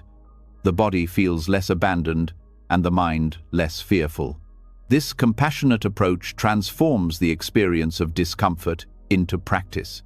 Gratitude is woven naturally into the practice. As you scan, you reflect on the service each part provides. Legs that carried you, hands that created, lungs that breathed, heart that beat tirelessly, all are acknowledged with appreciation. This gratitude shifts the inner dialogue from criticism to respect. Instead of lying down with thoughts of inadequacy, you rest with reverence for the life carried in your body. Dreams that follow such practice often reflect this gratitude, bringing images of harmony rather than conflict. Science echoes these teachings. Studies show that body scanning reduces anxiety, lowers blood pressure, and improves sleep quality. But beyond measurable outcomes, practitioners report feeling more connected to themselves, more compassionate, and more present. The body becomes not just a physical form, but a living field of awareness.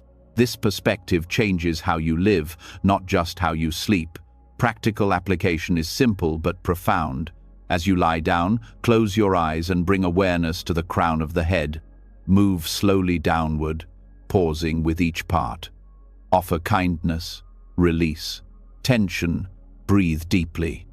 Continue until you reach the toes, then rest in the whole body as one field of compassion. There is no rush. Some nights you may only reach the chest before drifting into sleep. That is enough. The practice is not about completion but about intention.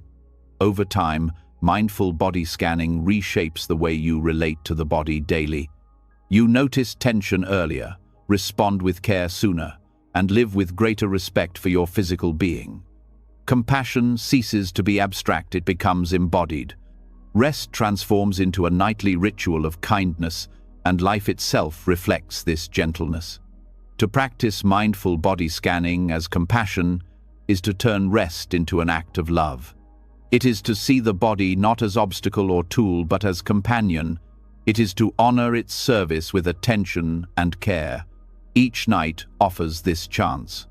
By embracing it, you dissolve stress, nurture gratitude, and prepare the mind and body for peace. When you wake, you rise not only restored but also softened, ready to meet the world with the same compassion you offered to yourself in the quiet of the night. Scanning the body with compassion allows rest to become healing, but even with such care, the night may still bring unsettling dreams. Many recoil from nightmares, treating them as curses or disturbances to be erased. Yet in Buddhism, even what is painful can be a teacher. Nightmares are not enemies, they are messages from the depths of the mind, revealing attachments, fears, and unresolved emotions. When approached with awareness, they become part of the Dharma itself, teachings wrapped in difficult forms. To understand nightmares as opportunities is to transform fear into compassion and discomfort into insight. The first step is reframing. Instead of asking, "Why did I have such a horrible dream?" you can ask, "What is this dream showing me about my mind?" This shift removes blame and opens curiosity. Nightmares are not random punishments. They are expressions of subconscious patterns, often carrying truths that waking life ignores. By meeting them with mindfulness rather than aversion, you gain access to lessons normally hidden beneath the surface. Nightmares often reveal clinging. Dreams of being chased, of losing control, of losing loved ones, all point to attachments. These attachments are not inherently bad, but they bind the mind. The fear in the nightmare mirrors the fear of losing what you cling to in waking life. Recognizing this does not mean rejecting relationships or security, it means seeing clearly that attachment creates suffering. The nightmare becomes a direct experience of the Buddha's first noble truth, delivered in the language of the subconscious. Another insight nightmares offer is the reality of impermanence. In them, familiar places dissolve, trusted people shift, and stability crumbles. The terror arises from the refusal to accept this impermanence. By reflecting on the dream with awareness, you see that what disturbed you was not the change itself, but the mind's resistance to it. This realization strengthens your ability to meet impermanence in waking life with greater acceptance. Nightmares thus prepare the heart to face reality more openly. Compassion is another response to nightmares. Many dream of harm, conflict, or suffering. Instead of waking with fear or guilt, you can meet these images with loving kindness. Extend compassion to the characters in the dream, even those who seemed threatening. Recognize that they are reflections of your own mind, fragments of fear, anger, or desire. By offering kindness to them, you are offering kindness to yourself. This practice transforms nightmares into opportunities for healing the fractured parts of your being. Nightmares also highlight the illusion of self. In them, you may take on roles that feel both you and not you. You may act in ways that surprise you or experience situations beyond your control. These shifts reveal that the self is not fixed. The ego you defend during the day dissolves in the fluidity of dreams. To reflect on this after a nightmare is to loosen ego's grip. You see that what you call self is as malleable as dream characters arising, changing, and passing without permanence. Practical steps can help integrate nightmares into practice. Upon waking, instead of dismissing the dream, pause, breathe. Acknowledge the emotions it stirred: fear, anger, sadness. Name them gently. Then reflect. What attachment or fear does this reveal? What part of myself needs compassion? This reflection prevents the nightmare from lingering as trauma and instead transforms it into teaching.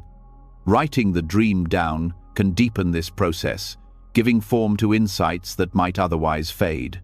Nightmares can also serve as training for resilience. If you can meet fear in the vulnerable state of dreaming, you build strength for waking challenges. The mind learns that fear does not destroy you, it passes. By practicing compassion and mindfulness with nightmares, you train in facing discomfort without collapsing. This resilience is one of the greatest gifts nightmares can offer. Buddhist traditions sometimes use visualization practices to work directly with nightmares. If a dream of being chased recurs, you can, while awake, visualize turning toward the pursuer and offering compassion. This practice reshapes the subconscious response, sometimes transforming the nightmare into a more peaceful dream. Such methods show that the mind can be trained even in the realm of dreams, and that compassion is powerful enough to dissolve fear even in the darkest images. Nightmares also remind you of the karmic seeds you plant. What you consume during the day, media, conversations, emotions, often surfaces at night. Difficult dreams reveal the residue of these seeds. By noticing patterns, you become more mindful of daily choices. If anger in waking life becomes conflict in dreams, then cultivating patience in the day becomes a remedy. The nightmare is thus not only a reflection but also a guide for ethical living. Silence after a nightmare can be valuable. Instead of rushing to distract yourself, sit with the residue. Let the body calm, let the breath deepen. In this stillness, insight arises. You begin to see the dream not as random chaos, but as a mirror. What once terrified you becomes a teacher. Over time, this shifts your relationship with all discomfort. You learn that even pain can be instructive when met with presence. Nightmares can also inspire gratitude. When you wake and realize the events of the dream were not real, gratitude for reality naturally arises. You see your life with new clarity. The loved ones you feared losing are still here. The security you feared dissolving is intact. This gratitude softens daily irritations, reminding you of the fragility and preciousness of life. The nightmare, once seen as torment, becomes a catalyst for appreciation. Over months of practice, nightmares lose their power to disturb. They may still arise, but they are no longer enemies. Each one is met with awareness, compassion, and reflection. Fear becomes curiosity. Agitation becomes teaching. This transformation reshapes not only the night but also the day. You live with less fear, less clinging, and more openness, because you have trained in the realm of dreams to meet even the darkest moments with clarity. To understand nightmares as Dharma is to embrace the full spectrum of experience. Peace and disturbance, joy and fear, all can be teachers. Nightmares remind you that the path is not about avoiding difficulty, but about transforming it. When you meet them with compassion and insight, you turn what once was terror into wisdom. The night becomes not a place of dread, but another field of practice, where even in darkness, the light of awareness shines. Nightmares remind us that even discomfort can be a teacher, showing hidden attachments and offering space for compassion, but wisdom also lies in prevention. Just as the body thrives when cared for with wholesome food and exercise, the mind rests more easily when the conditions around it are pure. Buddhism has long taught the 5 precepts as ethical guidelines for living with clarity and integrity. When adapted to the realm of sleep, these same principles become powerful foundations for rest. By honoring them, you prepare a mental and physical environment that welcomes peace instead of agitation. In this way, the night becomes not only recovery, but a continuation of practice grounded in virtue. The first precept is refraining from harm. Applied to sleep, it means creating conditions that do not wound body or mind before rest. Choosing gentle activities at night, avoiding arguments or harsh entertainment, and treating your own body with kindness all fall under this principle. If the last moments before sleep are soaked in violence or cruelty, the mind cannot settle. By keeping non-harm at the center of your evening, you soften the ground for dreams that reflect safety and care. The second precept, refraining from taking what is not given, also has a place in rest. To steal time from sleep by overworking, overindulging, or neglecting your body is to take from yourself what has not been freely given. The body asks for restoration, and when you ignore that call, you rob it of what it needs. Honoring this precept means respecting rest as a right, not an optional luxury. It is the discipline of giving yourself what is required for health and balance. The third precept, avoiding harmful sexual conduct, relates to the energy you carry into night. Desire left unchecked can create restlessness, feeding the mind with agitation. When approached mindfully, intimacy can be wholesome and tender, but indulgence without awareness fuels craving. To apply this precept to sleep is to ensure the heart is not driven by restless desire when you lie down. Peace arises when the energy of the body is guided by care rather than compulsion. The fourth precept, refraining from false or harmful speech, shapes the climate of rest as well. Words spoken during the evening do not vanish.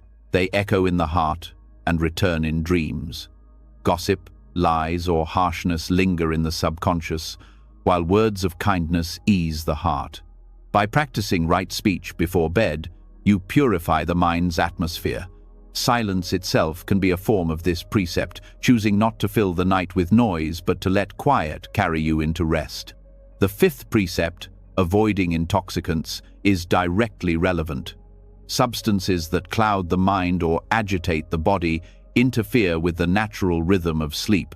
Alcohol, stimulants, or excess consumption may offer temporary numbness, but they fragment rest and disturb dreams.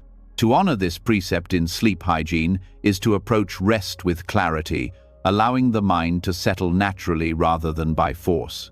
This clarity leads to deeper, more restorative sleep. Together, these 5 guidelines create a field of purity. They protect the mind from agitation, the body from harm, and the night from disturbance. Sleep then becomes not only biological recovery, but ethical practice. Each evening becomes an opportunity to embody the same values you cultivate by day, aligning your rest with the path of wisdom and compassion. Adapting the 5 precepts to sleep hygiene also teaches responsibility. Rest is not separate from ethics. It reflects the choices you make. By living gently, truthfully, and wisely during the evening, you plant seeds of peace that bloom in the night. The quality of dreams and the clarity of mornings mirror the purity of conditions created beforehand. This practice also nurtures consistency. Just as the 5 precepts guide daily life, applying them nightly builds rhythm. Rest is no longer random, but rooted in discipline. The mind learns to associate bedtime with safety, integrity, and calm. Over time, this rhythm becomes self-sustaining. Sleep comes more easily because the mind trusts the conditions you have built for it. By honoring the 5 precepts in the context of rest, You also bridge the gap between spiritual practice and ordinary life. Sleep is no longer something outside the path, but part of it. The ethical foundation you live by day flows seamlessly into night. In this way, every 24 hours become a cycle of continuous practice, action, reflection, release, and renewal. To practice in this way is to see rest, not as escape, but as cultivation. You care for the body and mind, not only for your own well-being, but for the benefit of others. A well-rested mind is kinder, clearer, more resilient. Your presence in the world the next day is directly shaped by how you cared for yourself the night before. By aligning rest with the 5 precepts, you make sleep itself an offering of peace. Each night is more than sleep. It is a journey through letting go, through breath, through balance, through compassion, through silence, and through clarity. It is a chance to practice the Dharma in the most ordinary of ways by resting wisely. From learning to release the grip of ego, to treating insomnia as a teacher, to using gratitude, chanting, reflection, and mindful presence. Every lesson reminds us of one truth. Peace is not found by chasing it, but by creating the right conditions for it to bloom. When you carry these teachings into your nights, rest is no longer just recovery. It becomes meditation, compassion, and practice. And when you carry them into your mornings, clarity guides your every step.